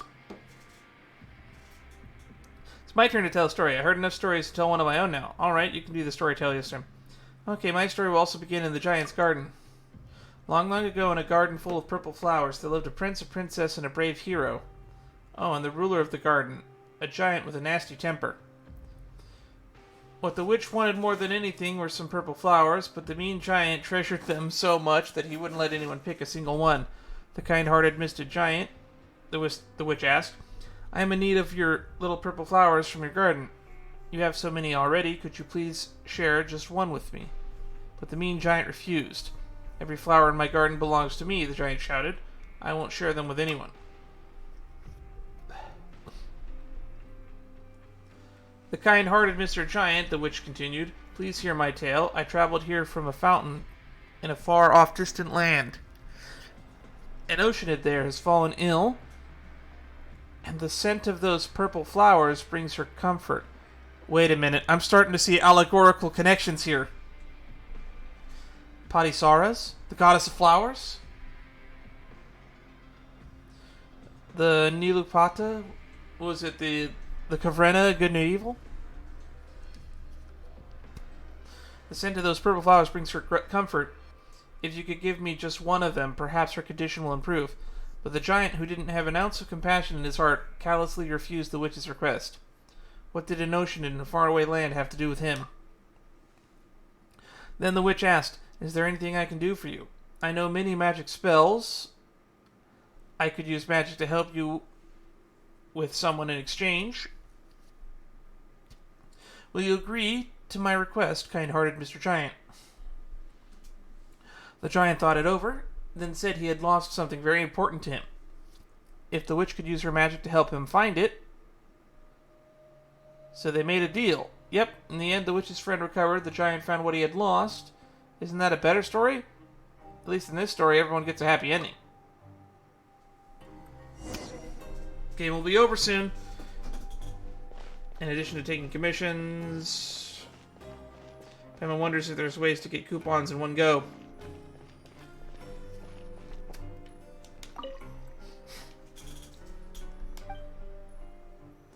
The Rag and Bone Shop, the south side of the dormitory block, southeast side of the production zones, upper level. Let's go to the Rag and Bone Shop. If only it let me keep my 3,000 coupons from, like, previously, but it gets how much coupons we earn in a time. Izami the bodyguard. Young warrior, will you spar with me? This is super sudden. Whatever you say, lad with the golden hair. I can tell that you're a veteran with just one look. I'm really bored because no one has been sparring with me. If you will, I'll give you coupons. I want a lot of those from Rusumov, and I haven't figured out how to spend them yet. How about it? I'm a pacifist and I don't like to fight. Just what I need. Good, you're a straight talker. Let's go somewhere spacious.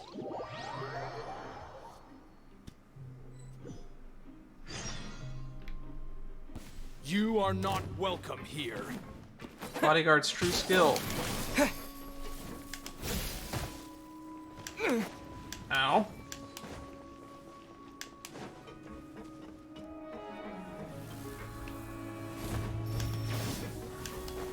Scatter! Yeah. Hey! No one escapes my sights. Ready, steady, go! Go, Barbara, go! I'll protect us. Hey! Speed of light. Yeah!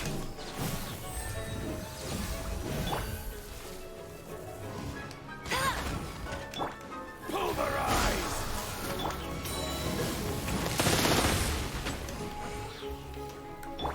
Don't blink. Cut to the chase.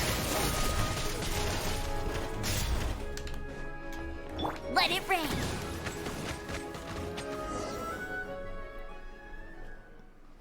Exhilarating. I know it, lad. You are a worthy opponent. You're not bad either. Seems I need to work harder. Anyway, I'm a straight shooter, just like you. Here are your coupons. Let's do this again sometime. That's the guy we met at the start of this quest line. Show me what you got.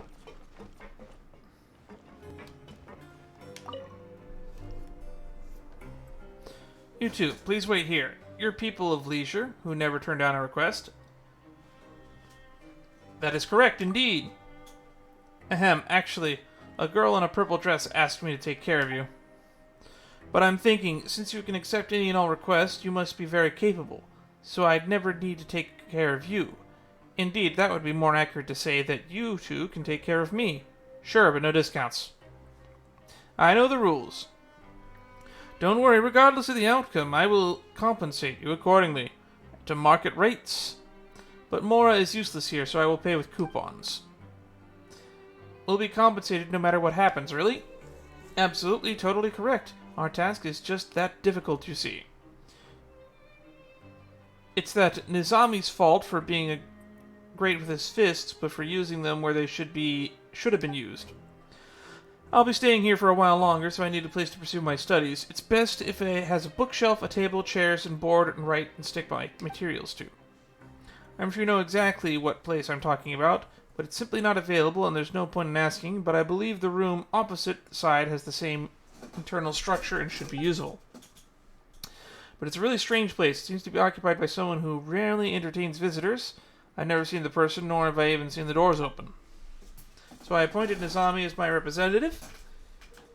He was always reliable during the time he employed him as a bodyguard. However, he got into a disagreement with the occupant, and negotiations broke down. Maybe communication negotiations have never been his strong suit. Indeed, it didn't even look like negotiation. He just hammered on the door with his fist, standing outside shouting. It was a truly shocking moment for me. Oh. That doesn't sound like negotiation at all. As such, I'd like to ask you for my representative and negotiative with the occupant to rent out a space currently occupying. I expect the price to be a maximum of 54,000 coupons. You may not succeed, and that's fine, but at least give it a try. I'm counting on you. Chit-Chat.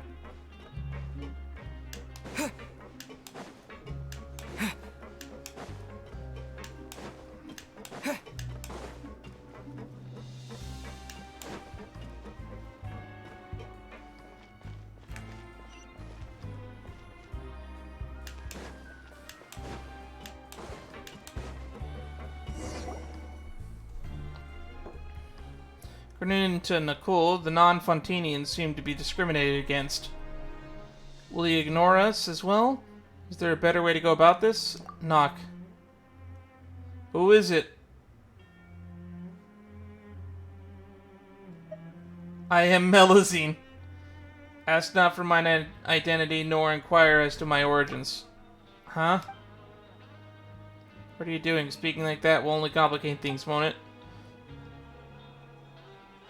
Stop playing around, Dan. Forget what we're here for. We were asked to discuss something with you. Well, we were hired to ask about renting this room of yours. Of course, the client will be happy to pay you in coupons. Something similar happened a while ago. That client of yours really refuses to give up, huh? You were sent by that guy at the really funky way of talking, weren't you? Forget it. Out of respect for his perseverance, tell me his offer. Looks like we still got some room for communication.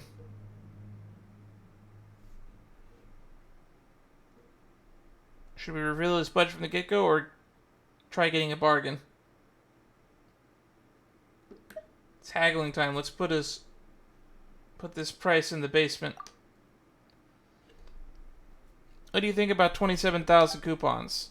27,000? You kidding? Are you here just to insult me? That offer's even lower than before. Even if I didn't even accept the offer from the psycho who hammered at my door. And the offer was way higher then.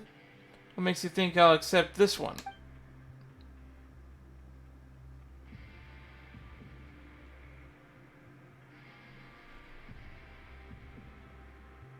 The market price is falling, and it will only fall farther.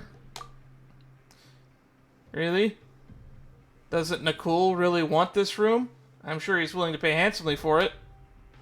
Well, everyone has a limit to their patience. You've already rejected him firmly twice, so, you know, maybe he's feeling discouraged.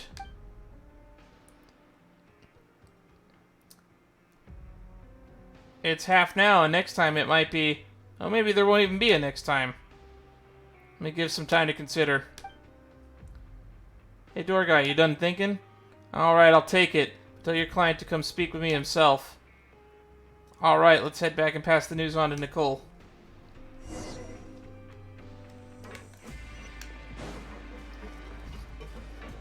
We got you a good deal, buddy.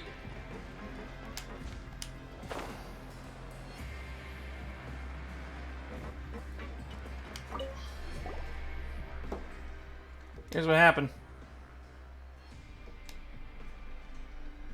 Oh, I see. Nevertheless, I always keep my word, so here's the compensation we agreed upon earlier. Now what am I going to do?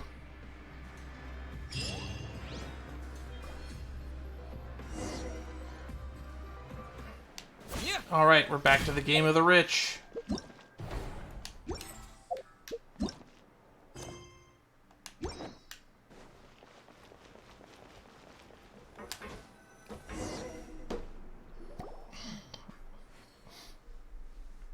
Caterpillar and Lenore aren't here yet. Why bother coming when you know you're going to lose? I wouldn't be so certain of that. That's right, you're only ahead of us by a little. A little. Can the results be announced now? This then actually... No, let's wait a little. After all, the best must be saved for last.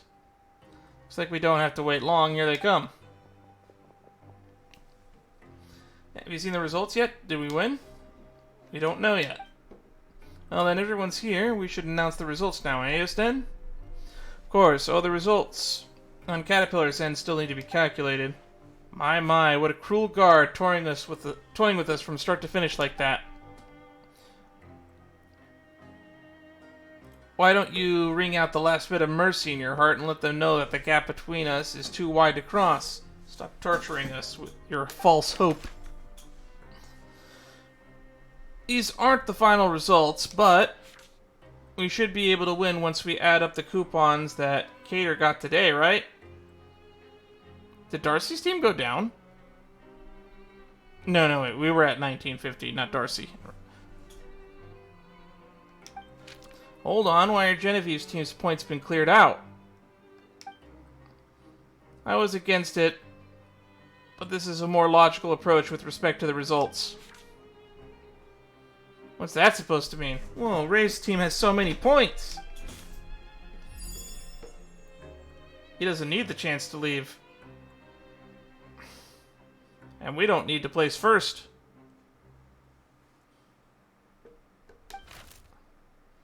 You mean you gave all your coupons to Rave? Isn't that against the rules? There's no rule forbidding it. I was originally in favor of amending the rules to ensure fair play, but no one else seemed to be in support of that. Indeed, there isn't a rule forbidding that. Sigh, this competition would have been far more exciting and if everyone could have had to fully use the rules to their advantage. More exciting for you, maybe. Rules don't mean a thing in a game as boring as this one. At the end of the day, it's a question of upholding one's honor. Alright, now what scores have been announced? Isn't it time for the final results? Our points from today haven't been added yet. A drop in the ocean. Excuse me? What? Now that everything's been added, here's what the end results look like. Nani? Yes, Mr. Dan is Paimon. Look, we've won. What? That's impossible. What did you do?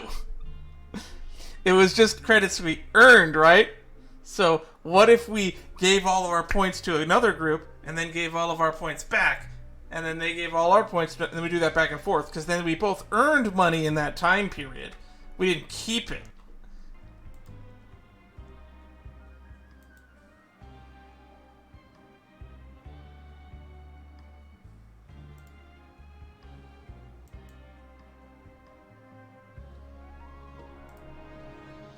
Okay. Just checking something. Alright. What did you do? Oh, that many. Paimon's lost count. It's a trick even simpler than magic.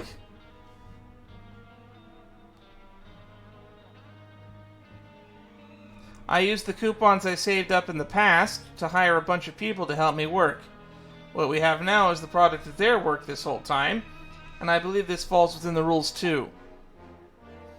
Even if it does, that's an insane amount. I also have my reasons for needing to win, and I'd even gotten help from my two friends. It would be a real shame if we lost now. Literally, if he was only asking us to give him 300 a day. If you can get everybody to give you about 300 a day, that'll add up quickly.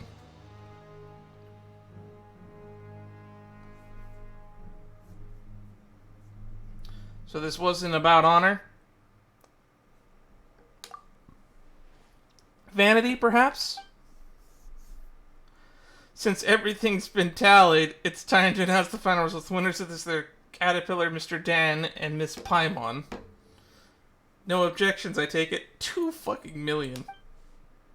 There's nothing I can say except it looks like I picked a fight with the wrong opponent. I ended up in here last time for striking someone in anger. I won't make the same mistake again. You'll pay the price for the choices you made. Whoa, Paimon didn't expect to hear someone actually say that. Pretty cliche, if you ask me. Is everyone ready? Let's set off now. Let's do this before Noalis gets back. I hope you can understand that his thinking isn't wrong, but it's just not suited for a place like this. You're ready, aren't you, Lenore? Uh-huh, I've already said goodbye to everyone. We're also ready to get going whenever. Alright, just keep quiet for a while. I've made some arrangements in advance, so we shouldn't run into any problems. Alright. A day in the sun. Game of the Rich is over.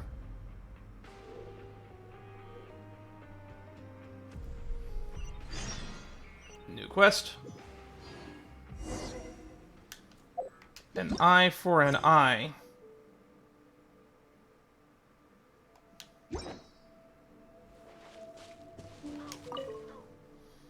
Natural wind really feels better, doesn't it? We might have fans down there, but most of the air feels kind of stale. The fans in the Pancration Ring are just like Noalis. The fans are indeed needed there, but when their blades spin, they bring the same misery to everyone, no matter who they are. I think you know what I'm talking about.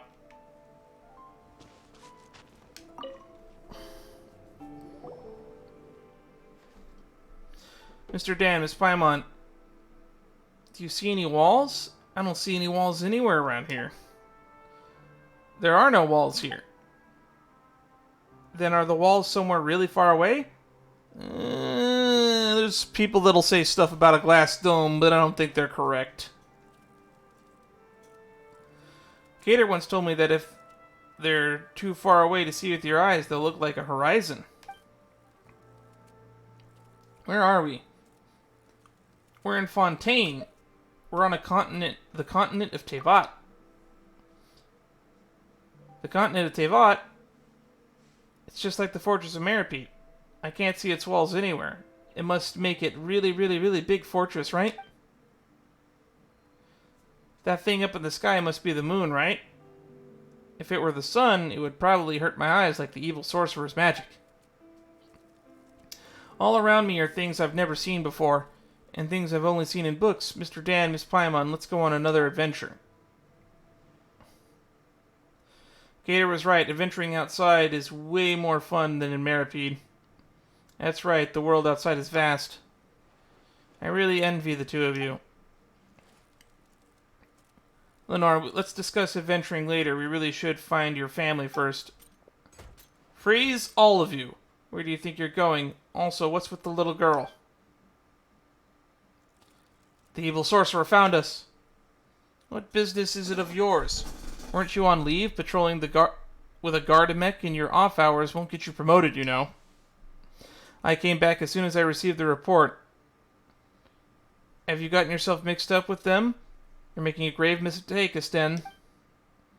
Actually, I think you'll find that I'm rectifying a mistake and saving everyone a lot of paperwork.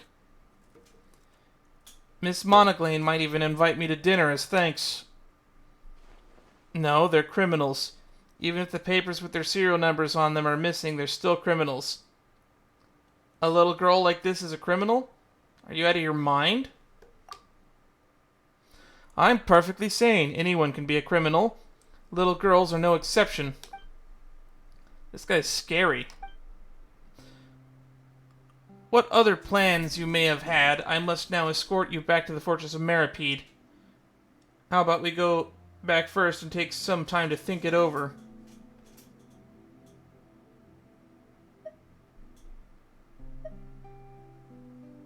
We only just got out and now you want to make us go back? I don't think so. You don't have a choice in the matter. You must comply with the rules and accept your punishment. And there's no way out of this. I can see quite a few ways, actually. If a few Gardamex got scrapped in the process, well, that also what happens when people break the rules. You mean... It would seem you have no intention of repenting. Then you leave me no choice. Gardamex show no mercy to their recalcitrant criminals.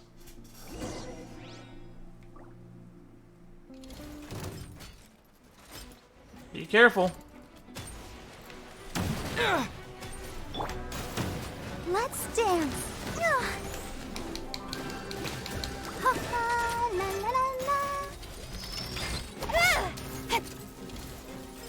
Really think it's over? Oh, I kind of did think it was over. Hey, don't hit me too. You vermin scum of a guard. Incoming. Hey. Oh, God, that hurts. Ow, that's a death. Mark 1 for the books. Huh? This isn't over yet, accept your punishment. Oh my God, there's still fucking more of them. Did you bring every Gardamek in the fortress with you? Get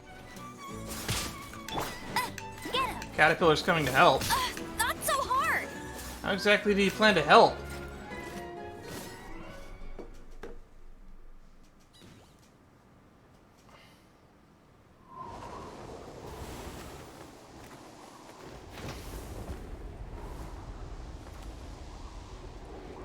Lenore did say he was taller than us.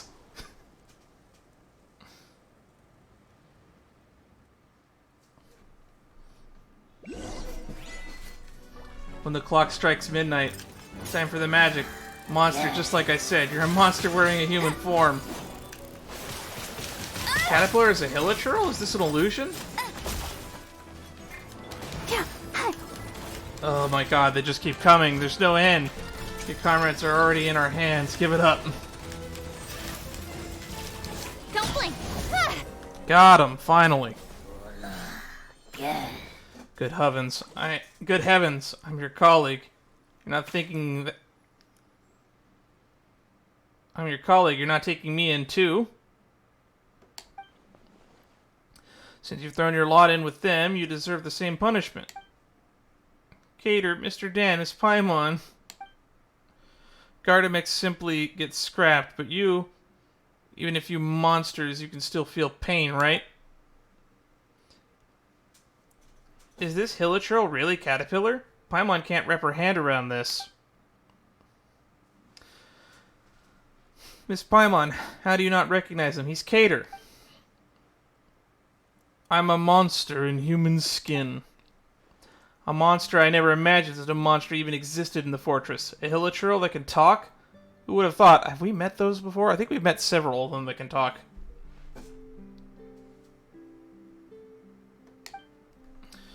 How did you manage to pull the wool over everyone's eyes?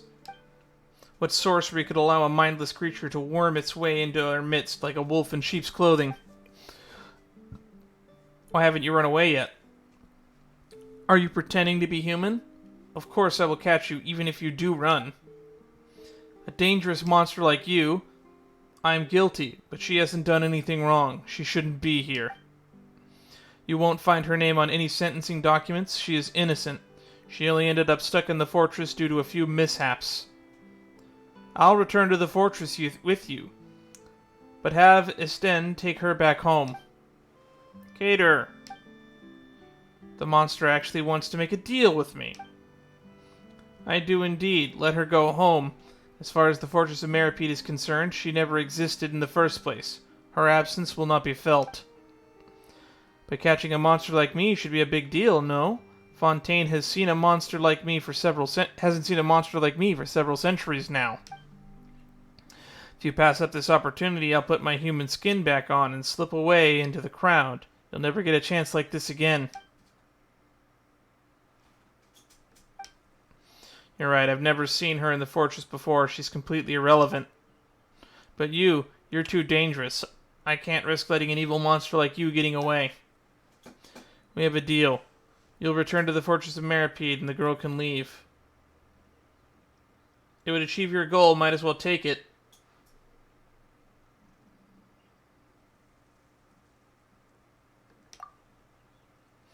The guilty return to where they should be, and Lenore returns to her family's side, everything on the right track as it should be.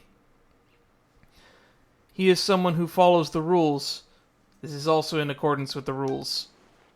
Enough, monster. I've caught you now. You're all coming back to the fortress of Meropide with me, the girl included. What? But didn't you just...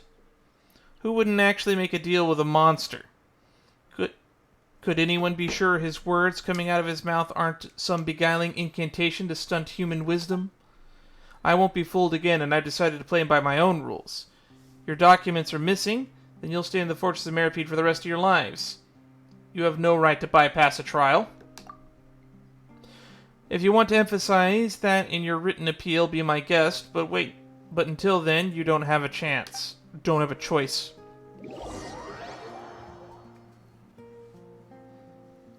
This is a real bummer. Monglain, welcome back. Well, this filed appeal form's out for you already, but you should stay out of trouble until a final decision has been made. More specifically, don't rile him up. I thought I was getting a coworker who knew what he was doing, so I could be less stressed, but as it turns out, I've only gotten busier since he arrived. I really want to take a vacation in Natlan. I want to go to Natlan too! Dan, this is not the time for chit-chat. Paimon is wondering how Lenore and the others are doing. They're being kept under strict watch now. If you don't want the same treatment, then follow the rules. Okay, so we should see how they're doing. Paimon doesn't understand any of this.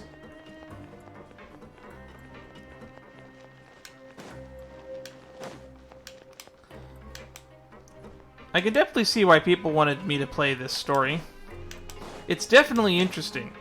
Caterpillar is a very interesting character, and it has so many lore implications. He was a hilichurl the whole time. Is that why he has the black arms and legs?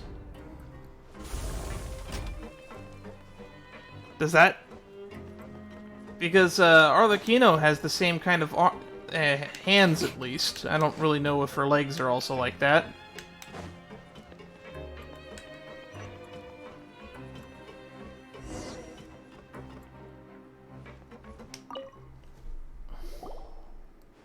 It's you! Indeed, it's me. Noalis would probably call it atoning for my sins, but I've got seniority, so he doesn't get to order me around. Then what are you doing here? Atoning for my sins, what else? Why does Paimon get the feeling that you aren't the least bit surprised? Did you already know Caterpillar's, do you know his true identity? I only knew that he'd been here a long time, longer than any of us. As for the rest, is any of it really important? He looks like a human, he talks like one too. What can I say? I like chatting with him. Maybe appearances matter more to me than what's inside.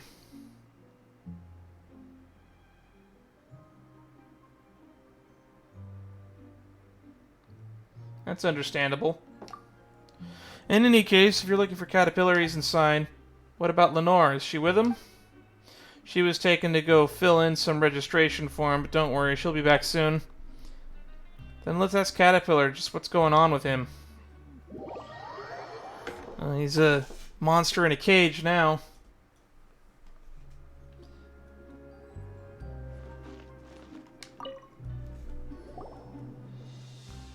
Sorry for dragging you two in this.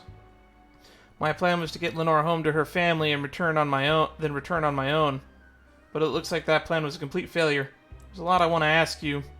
I imagine so. You're really Caterpillar, right? I am. Then you're, hilichurl? I am. But aren't hilichurls all, kind of dumb?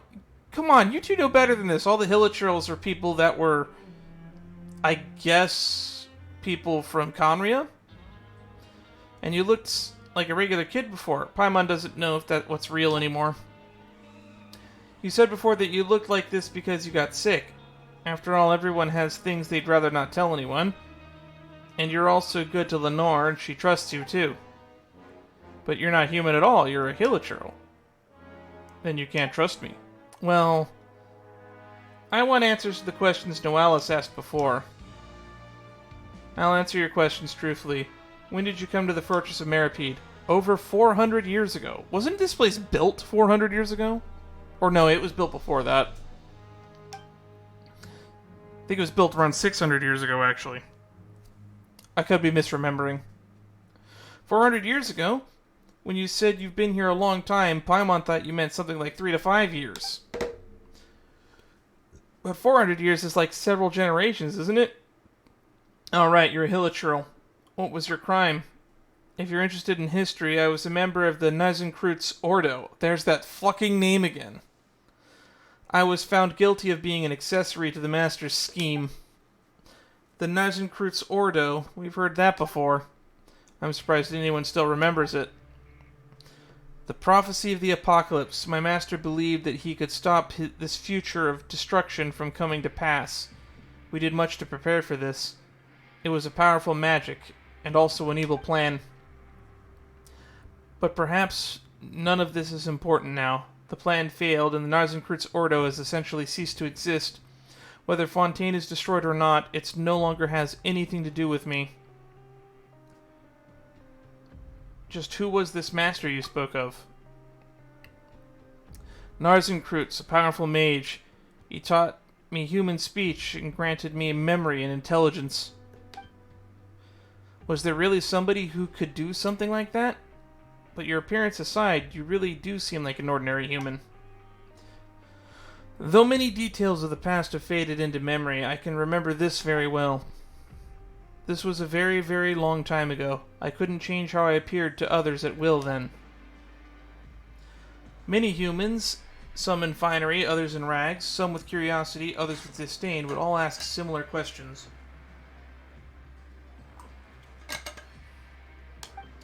Can hilichurls really talk? Are hilichurls really capable of intelligence?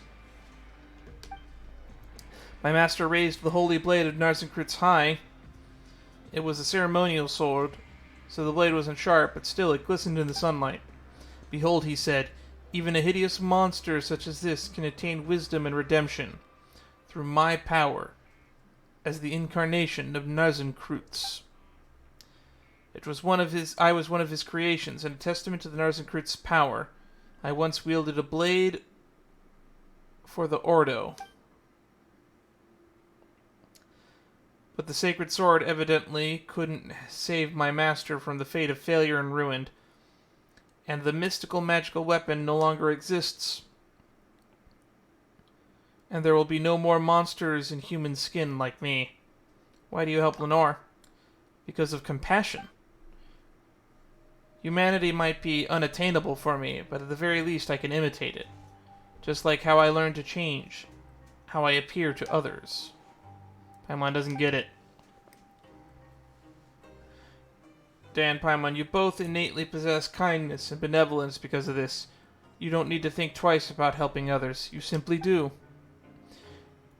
If you look at their outcomes alone, plenty of actions are indistinguishable from each other. We all agreed that Lenore shouldn't stay in the fortress of Meropide, and that she should return to her family, so we chose to help her. Your actions come from an innate benevolence that doesn't require excessive consideration or calculation. For me, however, it is because by doing so I will be more like a human. Funny, isn't it? I'll never truly become human, and yet I can't stop mimicking human behavior. It's like atonement. As far as human law is concerned, I've long since atoned for my sins. But a human what would a true human do? They would never forgive themselves for the mistake they made, the harm they caused, and the people or things they failed to save. So my sins can never be absolved, and I will forever be my own prisoner. What do you plan to do next? I'll bring Lenore back to her family. Forget about getting out of the fortress. We can't even get past this door. I made a promise to her, so I have to fulfill it. She shouldn't stay here any longer, especially not by my side. The geode mine shaft. It's a dangerous route, but it's feasible. The geode mine shaft, that's right. Klein said that there's an opening there that leads to the outside. So the guards asked him to install a locking mechanism like the one at the Rift of Erosion. He also said that something about having prepared a surprise. Yanks, there's no way that that's anything good. Are you sure you want to go from there? Paimon seems to remember that the research terminal has been operated by 2 people at the same time. And the North's so small, Paimon doesn't think she'll be able to operate it. Why don't we help him out? I do innately possess kindness, after all. I'll do it for you, Paimon. Okay. I have a few questions about the Ordo as well. I I think there are other places better suited to discussing the history of the Narzenkreuz Ordo. Somewhere that isn't the Fortress of Meropide, for example. Then we'll just have to wait until Lennar is reunited with her family. Before any of that, we need to think of a way out of here, and we'll need to meet back up with Lennar. Esten will help us open the door, but there's a limit to how much he can help us. He should be at the entrance, right? Let's go ask him.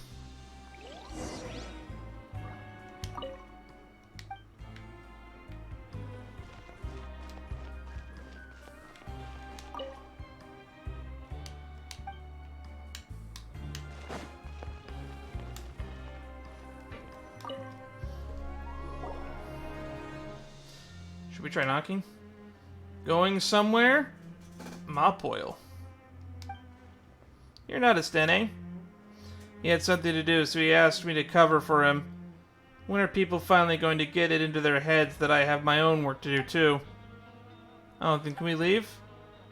You can, but it's dangerous out there. How dangerous, you ask? About as dangerous as the mental state of that new guard, I'd say. He really is a lunatic. I had no idea that there were so many Gardamex on the move.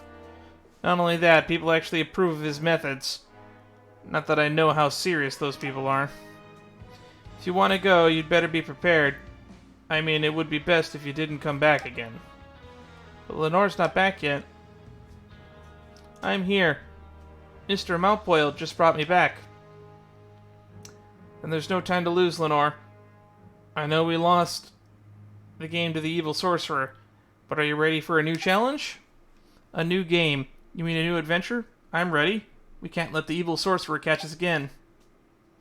Looks like that we're all good. Ready to go? Yep, let's go. Alright, it's time to get the fuck out of Dodge. An eye for an eye was that last quest line. Getting a new one?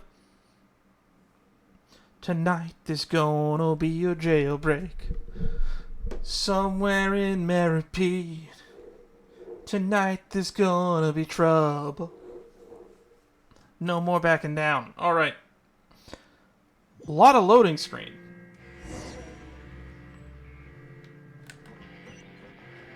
Go to the abandoned production zone without being noticed.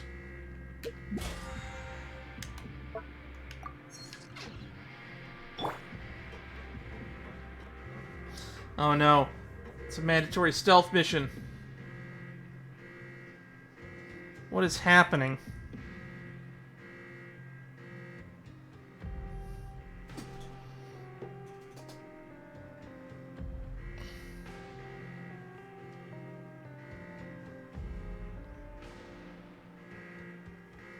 This feels completely different from before. Is it really necessary to use this just to deal with 4 kids? I'll protect you, Miss Paimon.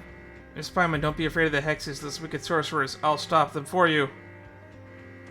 Doesn't that mean that they got Lennar? Gotta be careful. Can't be discovered by the guards or seen by the searchlights.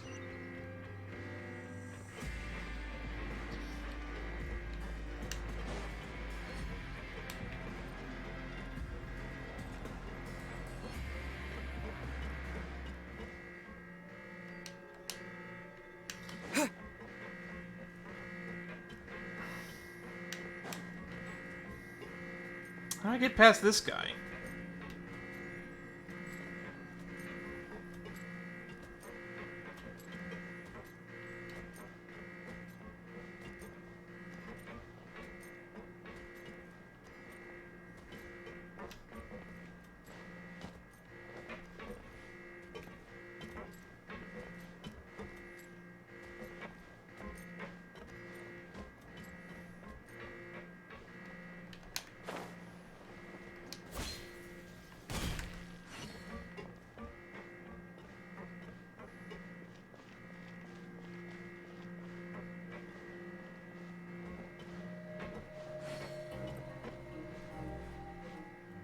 Come on.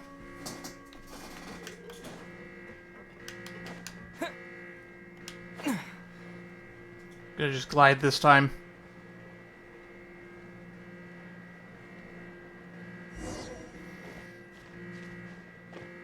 What should we do now?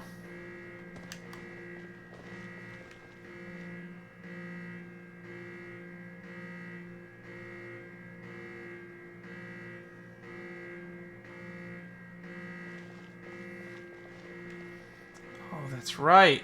The broken searchlight.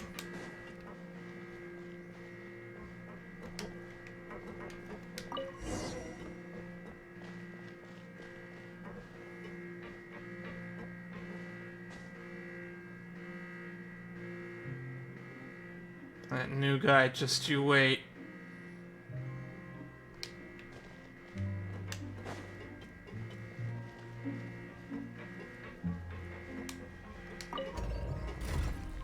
Alright.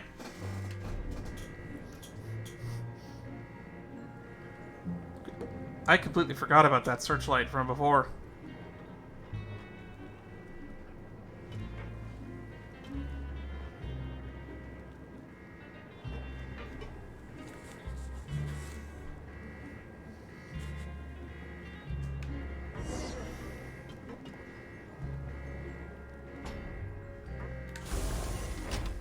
Now we just gotta get to the other elevator.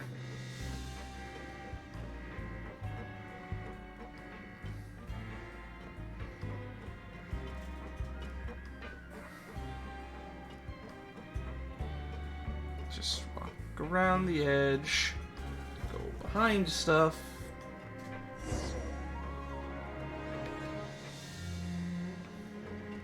There's a Rochelle loudspeaker over there. We can use that to make some noise. Maybe we'll check the cards. All the little games we played with the girl at the beginning are gonna come back to help us escape. That's cute.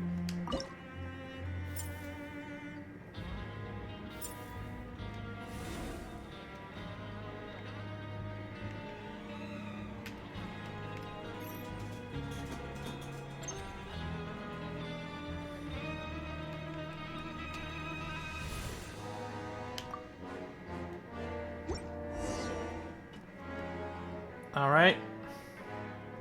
What's that noise?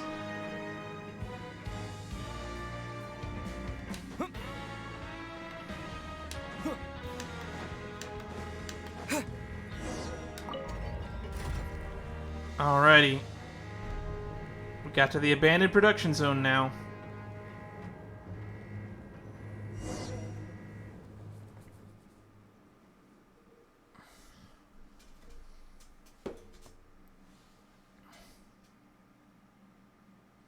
Now we gotta do the stupid clockwork puzzle again.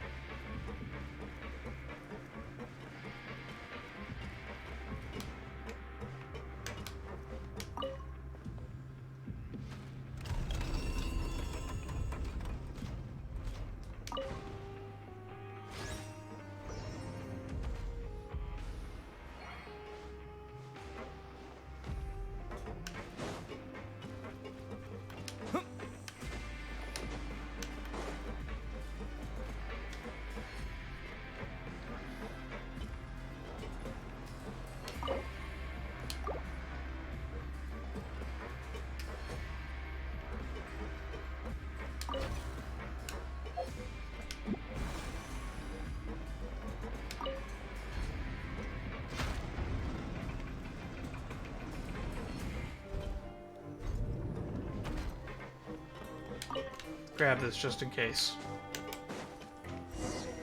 So different from the inside the fortress, traces human buildings at all.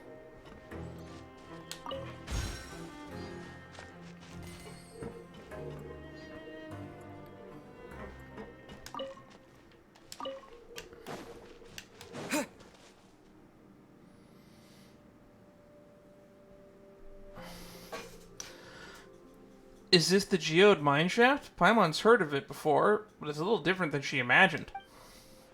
Oh, it's so pretty. Rocks, what are all those gems? It's Archeum. I had a feeling. Mining operations stopped after the Fontaine Research Institute accident. Maybe we should keep our distance then. So there really is a research terminal here. Is that a note next to it? Could Kleins have left it here? Let's see what it says. The locking mechanism can only be opened by 2 people simultaneously. The energy storage unit has been removed from the front research terminal. The geode mineshaft has been equipped with flying energy thief initialization from the front research terminal with the energy storage device. Not advised unless protective measures have been taken. Flying energy thief is a trial product that has not undergone internal or peer review. It will pursue any entity carrying an energy storage device and disable said device. Loss of control or explosions occurring during the trial product's operation will be considered unfortunate accidents, for the manufacturer is not liable. It is strongly advised that not to leave from here. Work in the production zone is arduous. At the very least, it is not life-threatening. Turn back now. If there's anything about the Fortress of Meropide that you are unsatisfied with, please see Miss Monglane and fill out the survey. Is this the surprise Slimes was talking about? It's more like a shock. To activate the research terminal, we'll need a mobile energy storage device. But once we have one, we'll get chased by some sort of flying energy thief. Looks like we have to beat the energy thief in a race.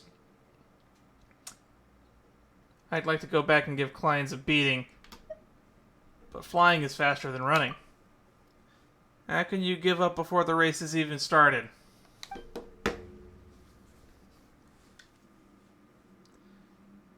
It's going to be a race. I'll be rooting for you two. Alright, leave the terminal caterpillar to Caterpillar and Lenore. We'll take care of the rest. I'll keep watch. Be careful. This is said to be one of the security measures set up inside the geode mine shaft. It'll actively pursue entities carrying energy storage devices. To anything that is not holding onto the storage device, however, they pose no threat and appear to be no more than a petty little balls.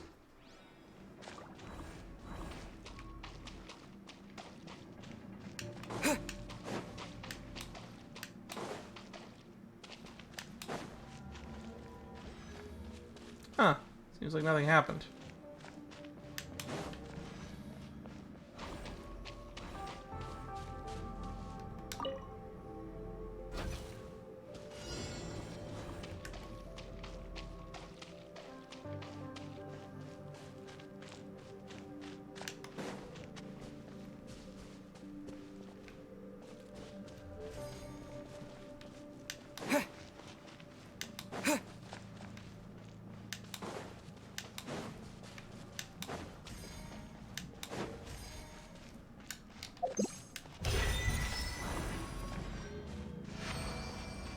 Alright.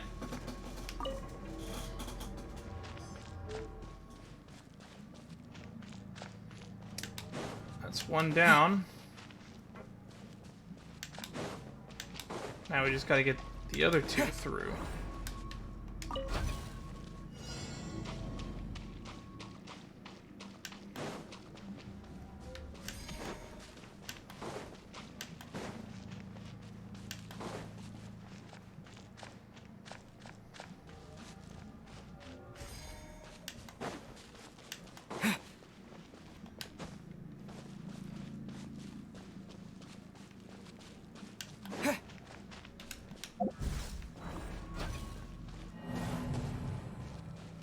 Where am I taking it?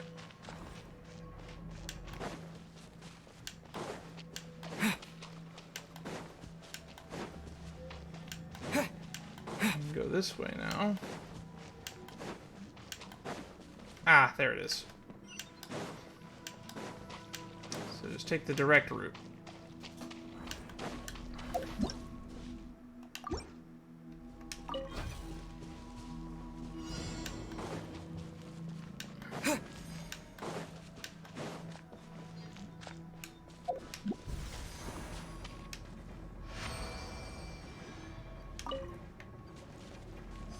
Break a seal. Can I go to the main one at the far end now? I can. Pop. Pop. Pop.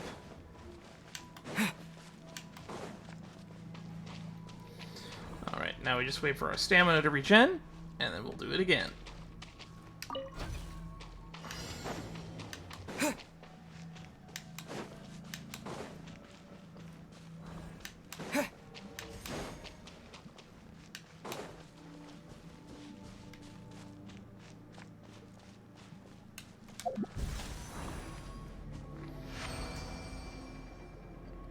Can you hear Paimon? 3, 2, 1. You can finally get out of here. Get over to the way. The way is clear. Come on, faster. Alright, let's go. Huh, why is it off again? Fontaine Research Institute's tech is really unreliable. Someone sent to catch us? Maybe.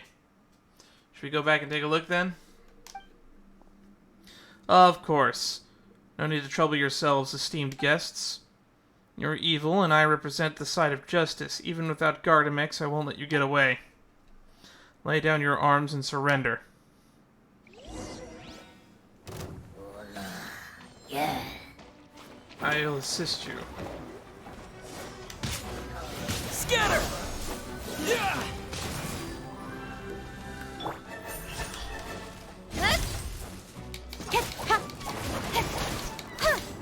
He has the same moveset as some of the what's the spear Eremite called? I don't remember. Speed of light. Let's dance. Ready, steady, go!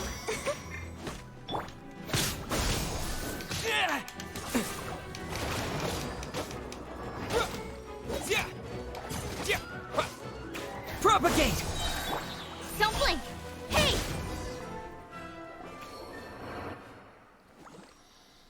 He's just a monster. Why would you help him? Why would anyone help him?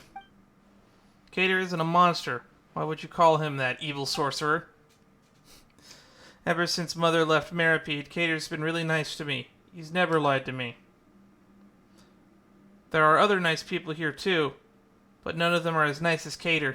He tells me all kinds of stories and listens to mine too. I won't let you call him a monster.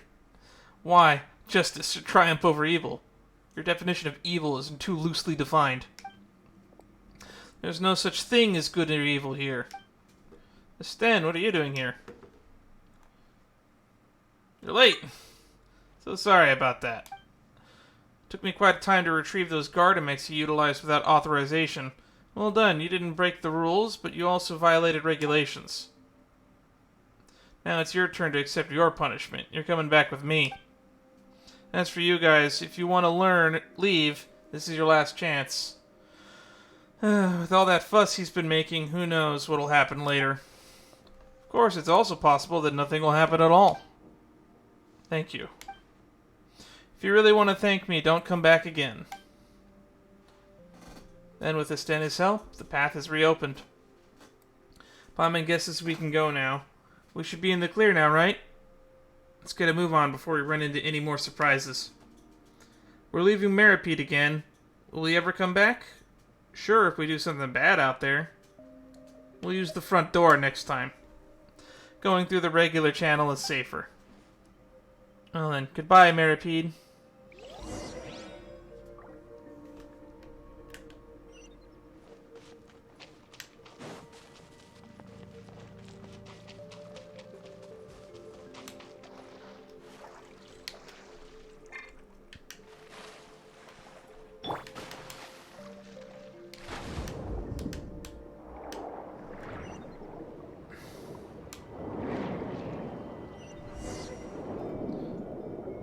And once again, we leave the fortress of Meropide.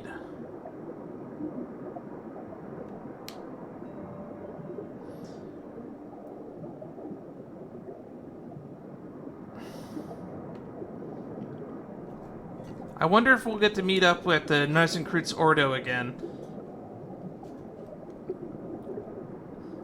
It would make sense if we can. We should probably head there after we finish this quest line. I have a feeling we might be able to meet up with Anne.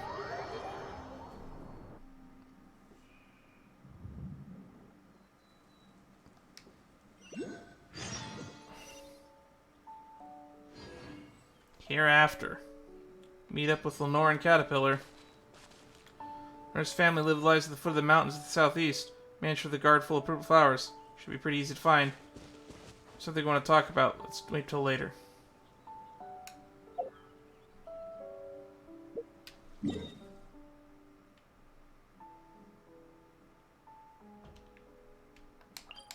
Hereafter, you say?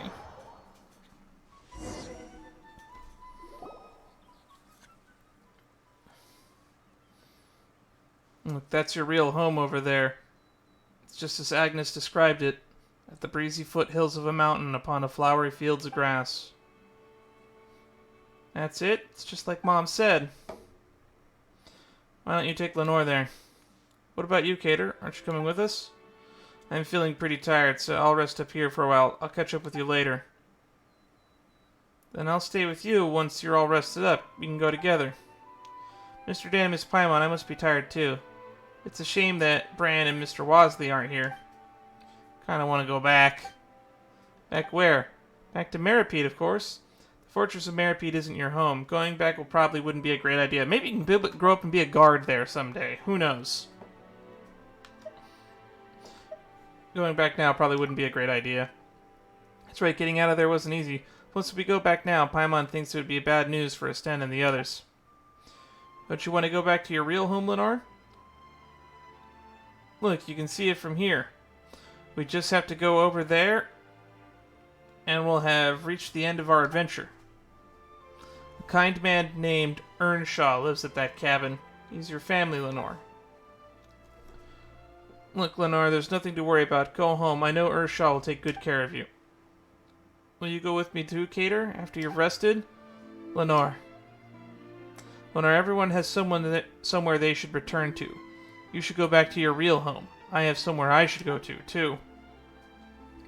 Then will we see each other again? At the end of the story, the characters and I all disappear. I don't think they see each other again. Of course we will. Your adventure is only just beginning. There's still a whole wide world out there for you to explore. This is just a temporary goodbye. We'll see each other again. Really? Really, really? I know you've never lied to me before, but let me tell you a story, Lenore. Long, long ago, there was a mage's apprentice. He was a dim-witted apprentice, so it took him far more time than the others to learn the language of magic. But his teacher, who was an amazing mage, wasn't the least bit concerned. On the contrary, he heaped praise on his apprentice's progress, and even entrusted him with important tasks. The apprentice never doubted his teacher's instructions. After all, he was a great mage who taught him the language of magic. The mage had a basin in his workshop, actually. You could call it a fishbowl, as he kept a little fish in it. One day the little fish called out to the apprentice, "Hey, you over there, nitwit, help me out." The apprentice was taken aback. Apart from the great mage, nobody or no creature even would make conversation with him like that. So it piqued his curiosity, and he asked how he could help. As it turned out, the little fish used to live in a vast and boundless sea. By being brought here, it had been separated from its family. It had tried to ask others for help, but none had responded to it. "I'd like to bring you home, but my teacher has forbidden me from going out," the apprentice said. Hearing this, the little fish swam, crestfallen, to the other side of the basin, saying nothing further to the apprentice. Then one day the apprentice discovered that the little fish was no longer in the basin. Who took it away? Did they bring it home? The apprentice couldn't help but wonder. Without the little fish, the basin was now completely empty. Just what sort of place is this vast and boundless sea? Before he realized it, the apprentice's thoughts had drifted to the world outside of the workshop. And then what? I bet the mage apprentices leave the workshop. But the little fish, did it go back to its home, the sea? That's a place with lots and lots of water, right? Does the apprentice find it? I'll tell you the rest of the story next time. Aww. Only listening to my stories can't help that. Only listening to my stories can't be that much fun. The next time we meet, if you don't want to hear my stories anymore, you could tell me some of the stories you hear from Earnshaw. I think you'll have many stories he'd like to share with you. Well then, next time we meet, I'll be sure to have lots and lots of amazing stories to tell you. I look forward to hearing them too. For now, it's time for you to go home, Lenore. This is goodbye. This goodbye is only temporary. We'll see each other again. Until next time, Cater. Mr. Dan, Miss Paimon, let's go. Please take Lenore home.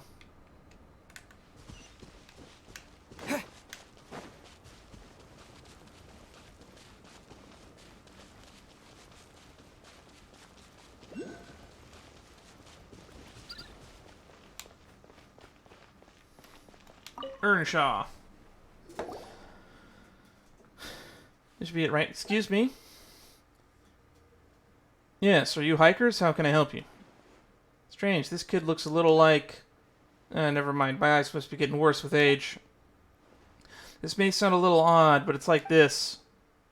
Together with Paimon, you describe the old man what you heard about Agnes from Caterpillar. As you speak, Lenore supplements the tale with a few childish words of her own. So that's what happened. The silly girl's already... Mother's not in Meropide.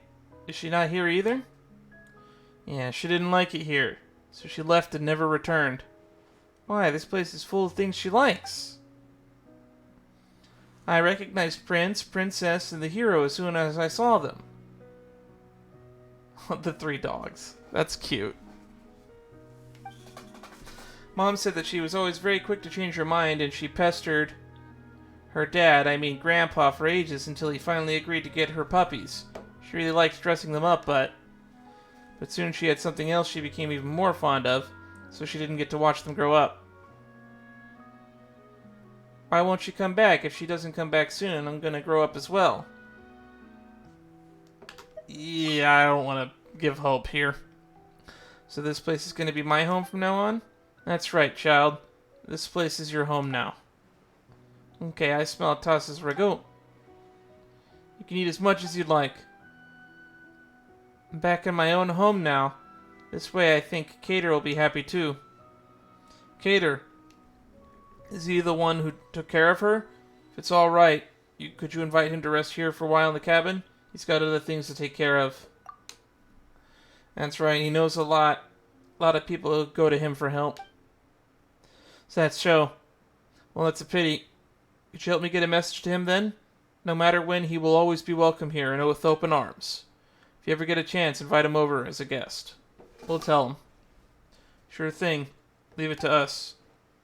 Cater and I agreed that the next time we meet, I'm going to tell him many great stories.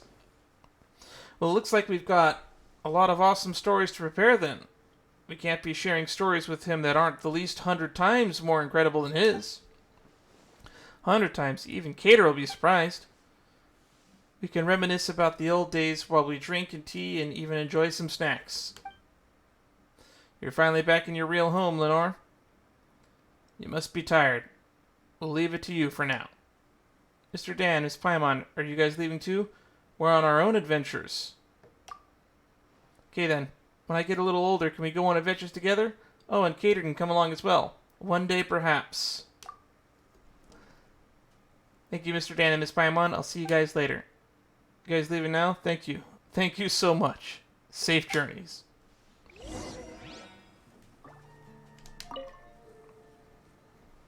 So this is the home I didn't know about that Cater talked about.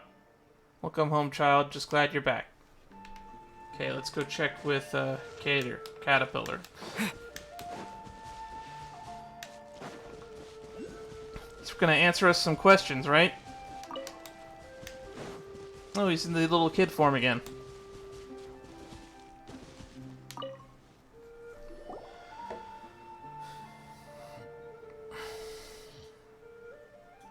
Caterpillar, wouldn't it be great to meet Grandpa Earnshaw and Lenore right now? Are you sure about this? She's returned to a normal world with her real family. For her, I'd say things couldn't have gone any better. As for me, she'll forget about me in no time. Hey, don't say that. You should know that you mean a lot to her, too. She definitely won't forget the promise you two made to each other. If you really never see her again, she will be heartbroken. She won't. Children tend to quickly forget both meetings and farewells. This is how they grow up. I'm simply a character in her story. Brave at times, yet an evil monster at others. Let this fantastical story be a memory co-signed to her past. She has the real world now, one that's hundreds of times better than any fantasy narrative. Dan, Paimon, thank you. Don't mention it. As I mentioned before, there are places better suited to recite telling the Order, like the Neisenkreuz Ordo. Oh, we've been there before. If so, that'll save us a lot of time trying to find the way there. Let's go.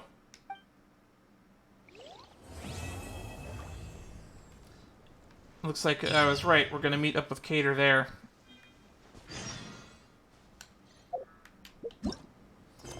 That ends the world quest proper. But we have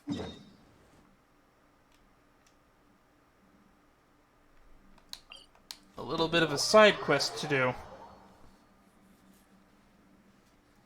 Initial facts.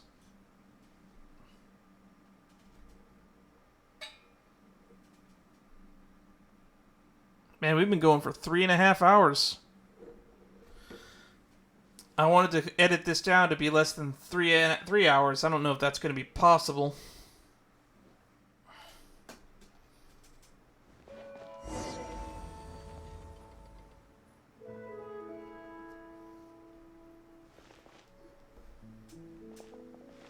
Well, this is the Neisenkreuz Ordo. There are no longer any ceremonial items here, nor has there been a dispelling ritual conducted in a long time. Nonetheless, the familiar setting is stirring my memory. This is the right place. Maybe there might be clues that we've overlooked, but that you could spot off the bat. So have you found anything? All I see are memories of a past, and things that shall never catch up to me. Does that count? Well, Paimon doesn't want to interrupt your reminiscing, but that doesn't sound like what we're looking for. Perhaps my past is inextricably intertwined with the Neisenkreuz Ordo, the chief culprit of the great sin. As such, some of my memories may be helpful to you. Then could you start by telling us about them, Caterpillar? I should warn you that I was not in the inner circle several hundred years ago, so I don't know everything about the incident. But I was personally mentioned by Neisenkreuz, who should be the origin of all this. Neisenkreuz, isn't that... There's a prophet lying dormant in all of us, and when he wakes, one more evil shall walk the world. That's the sort of person he is. Well, since we got this opportunity, is there anything else you'd like to ask, Dan?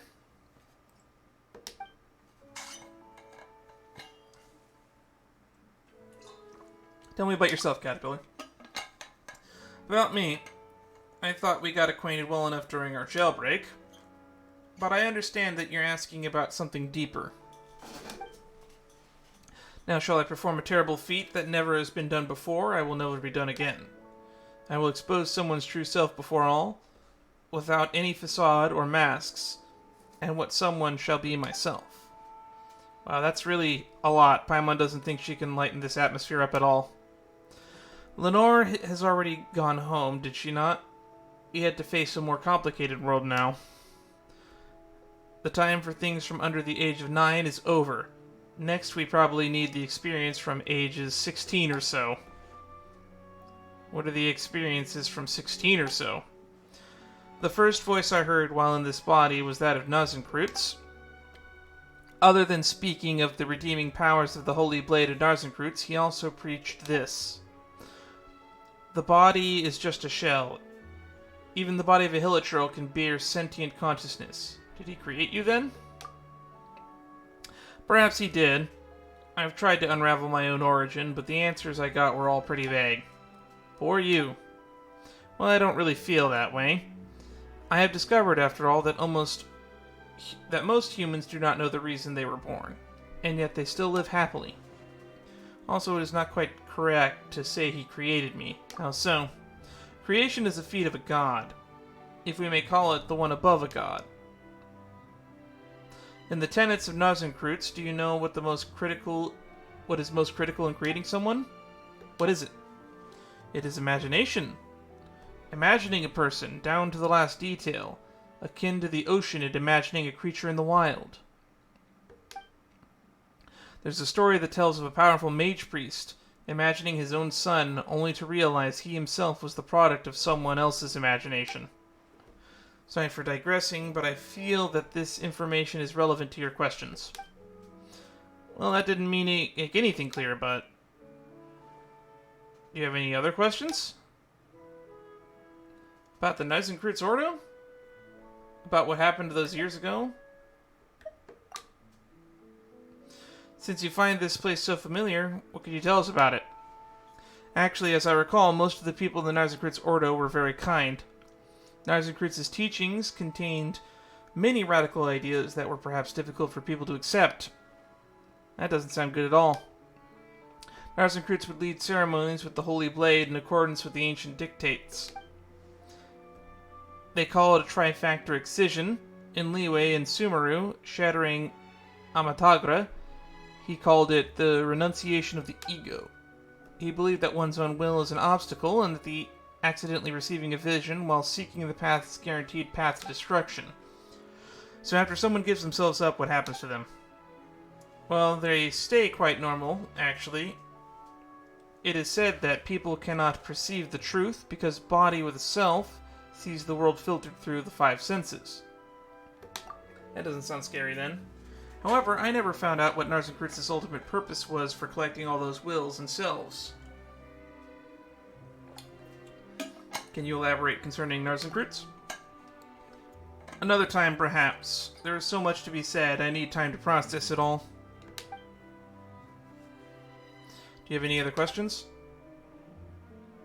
What about what happened all those years ago? Many years ago, the one called Lord Artificer Guillotine and Narzenkreutz had an intense clash. Guillotine was even called the White Cavalier of Protection back then. Poof. Is that better title than Honorary Knight? Well, if we were comparing impressive titles, I submit the Chrysalis of the Phantasmic Moth. Pfft. Just what kind of title is that? The title of the Ordo gave me. See, I'm Caterpillar, a creature that turns into a chrysalis before completely metamorphosizing into a butterfly. Sorry. I suppose the name contained within the wings of hope I would mature into a human. Even though we learned a lot, there's still more questions that will need answers. I'll have to pore over the records and try to piece this all together. So I'm glad you won't find me... So I'm afraid you won't always find me here. Fontaine can be dangerous for you, as it is now. I'll disguise myself and rely on my methods I've developed for what I must. I'll survive. Hey, Anne and Seymour are back!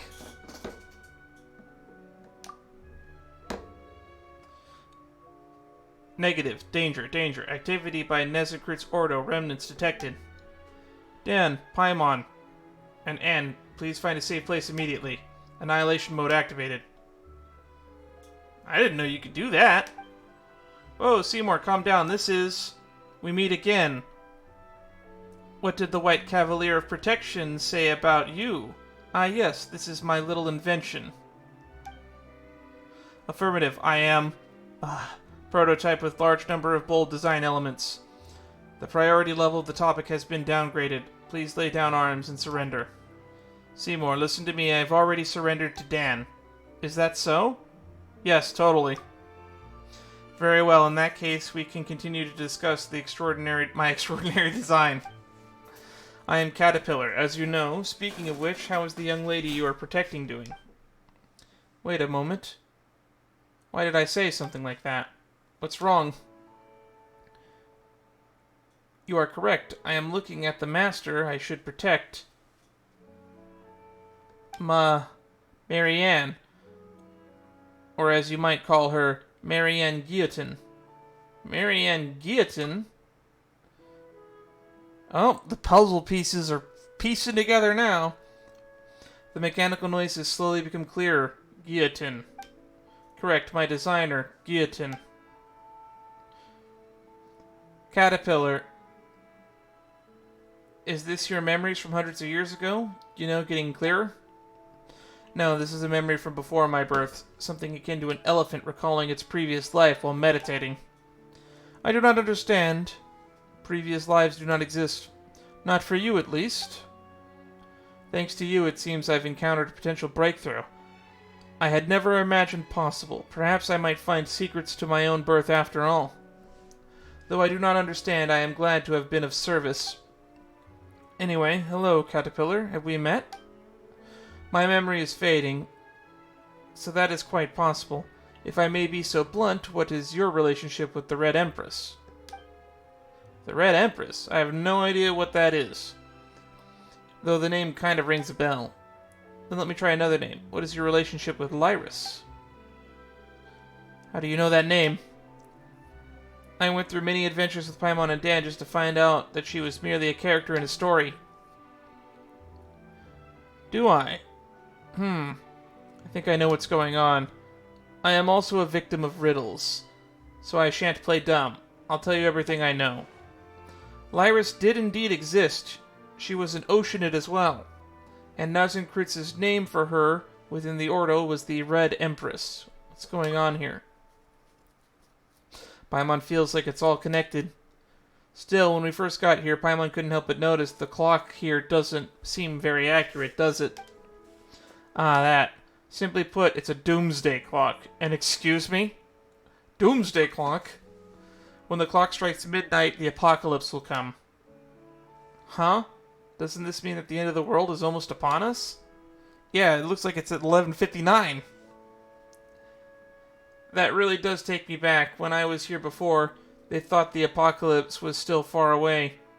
I had thought it wouldn't happen in our generation. We should stop for the sake of the future. If the clock is accurate, then it's not far off now. Perhaps we should lay ourselves down to sleep tonight, and the sun shall not rise on the morn. Perhaps the sea shall evaporate tomorrow. Or perhaps we are already living in the apocalypse, and the good times have long ended. Hey, get serious. Will the apocalypse really come? First, what we see is just a clock, not the apocalypse itself. When it comes down to it, time is merely a tool humans use to measure the changes in all forms of matter. Nazenkreuz was the one who used the world formula to calculate the beginning of the end and built this device. As such, I cannot answer your question, dear Paimon, because this is all it is, a clock. That's true. Anyway, let's share our findings.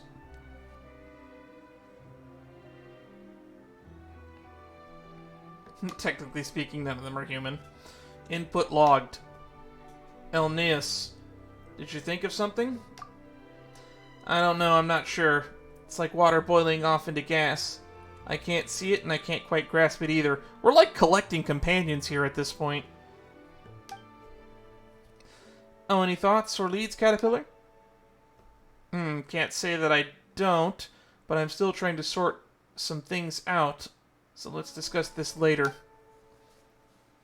Right, I keep forgetting to ask you something. Dan Paimon, I'm very grateful for everything you've done for Lenore. So is there anything I can help you with? I wonder if there's someone from the quest line that we did for the Research Institute that'll backtrace to here.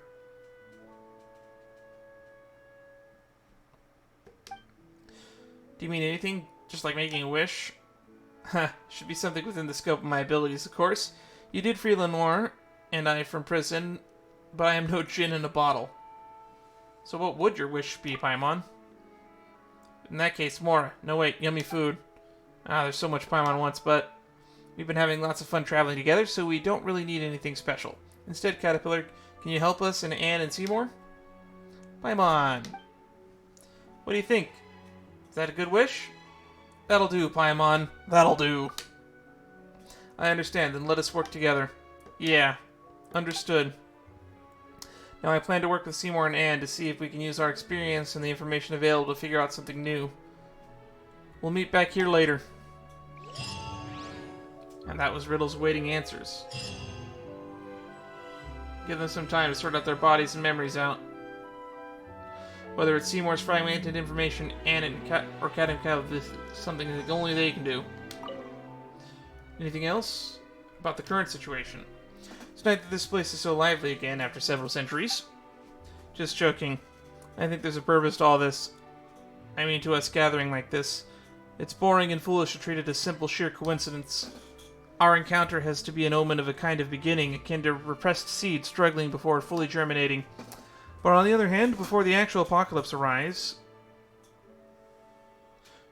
just who would try to find meaning in absurdity and be convinced that those signs held an inevitable solemn moment? Other than Narsenkreutz, whom I used to call Master, regardless, he deserved to be called Grandmaster. Just like our paths crossed here under the Doomsday Clock. If we follow along the woven path together, maybe we can... I should say the rest of that thought for the end of the journey. I want to know more about you, Caterpillar. What else is there to say about myself? I often feel mutually exclusive elements in their nature of my existence. Individually, they are pure but also alien to each other. Therefore, when they interact, they mix the other and become impure. Can you understand that? My own identity is not consistent. Sometimes I am Bloomguard, other times a dragon. My identity is a lie, built out of the stories of others. But I believe the definitive answer exists, a singular correct answer. As the hands on the clock move again, I am ready to take that step. I want to know more about Lenore. Our time together was very short, but I never thought I'd be so committed to playing the role of protector for her. It was indeed a very novel experience. Perhaps I was attracted to her by her purity, because that quality I will never possess. Yet the fortress of Meropide is what kept her innocent. Somewhere she shouldn't have been in the first place. To give her an opportunity to choose, the right to choose must first be stripped from her. But whenever I think of how now the mundane world has finally entered her heart... We'll talk about this later.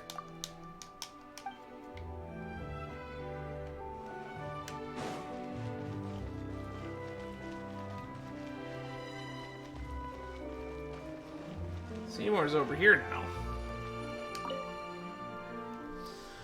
Calculation process halted. What are your instructions about the current situation? The communication with Anne, the Oceanid, and the former Narsenkreutz Ordo member Caterpillar, some promising information has been obtained. I am prototype 4ACV-07, designed by Guillotine to accompany and protect the Master, Miss Marianne. Unfortunately, no additional information on Miss Marianne is currently available. Moreover, and the Oceanid was able to provide very little information. The remaining member of the Narsenkreutz Ordo, Caterpillar, did not provide complete information. More time is required for analysis. Want to know more about you, Seymour? Company Protect Master, Miss Marianne, equipped with the most advanced memory storage unit optics, Fontaine Institute of Natural Philosophy. This allows me to keep a log of Miss Marianne's daily life and also act as the agent's assistant. My present top priority is to locate Miss Marianne and ensure her safety. She's in a painting. I want to know more about Marianne. The purpose of my design and creation is to serve and protect my owner, Miss Marianne. My present priority is to locate Miss Marianne and ensure her safety. The Ocean exhibits certain behaviors identical to the past behaviors of Miss Marianne, but factors comprising them, loud mechanical noises. Note, regular record space coalition can decrease the frequency of such issues effectively. Oh, nothing. Bye. Have a nice day. Marianne's over here. Or sorry, Anne's over here. I wonder if we're going to gather a few more individuals in here. We didn't bring anybody here from the Fontaine Institute quest, so I might look into that after the stream to see if there's something I missed. I believe I recalled some very vague feelings. I'm not sure if they can even be called memories, though I don't know whether humans keep their memories in their heads or in their heart, but Oceanids seem to have neither brain nor heart, just water. If only I could be like that silly dog, just sit there and mumble stuff like drive defragmenting to recall everything. I don't know what else I can tell you. I'm part of the Marianne that imagined into being here, but she rejected me and the others as well. I mean, other existences. The Princess Lyris I want to rescue does not exist. Marianne is also not Marianne and isn't the silly dog's owner. I don't know why, but when I see that silly dog, something just swells up inside me. It feels like bubbles. They burst whenever I get close to remembering. Caterpillar seems to know something, but he won't say as much, as he's not 100% sure. We came to the place with the Nars recruits in the name, yet nothing was resolved. Princess Lyris is kind and courageous, that's why she endangered herself in order to protect her friends. Before, all I thought was that I must have been a friend of hers. She protected me, and now that she's in trouble, I have to see her. Even though she might not want me to do that, because she is too nice, she would rather suffer from her friends being in danger. But I don't save her, how could I be worthy of her friend and deserve her protection?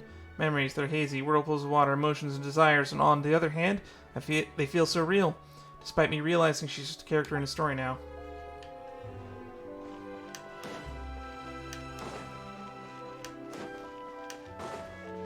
There's no more space here unless people start gathering at the table in here.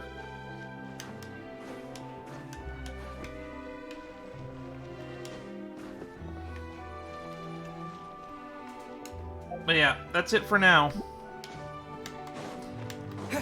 I will see all of you in the next stream. Everybody stay safe.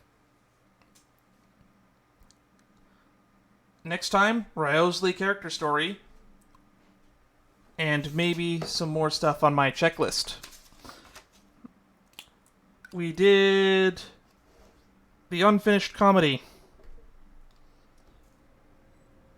I'm going to put Ordo, ?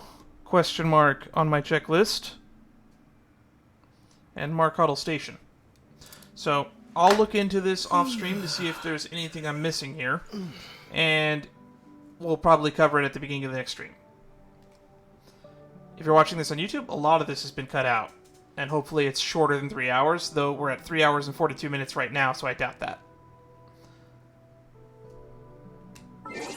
Until next time, bye-bye.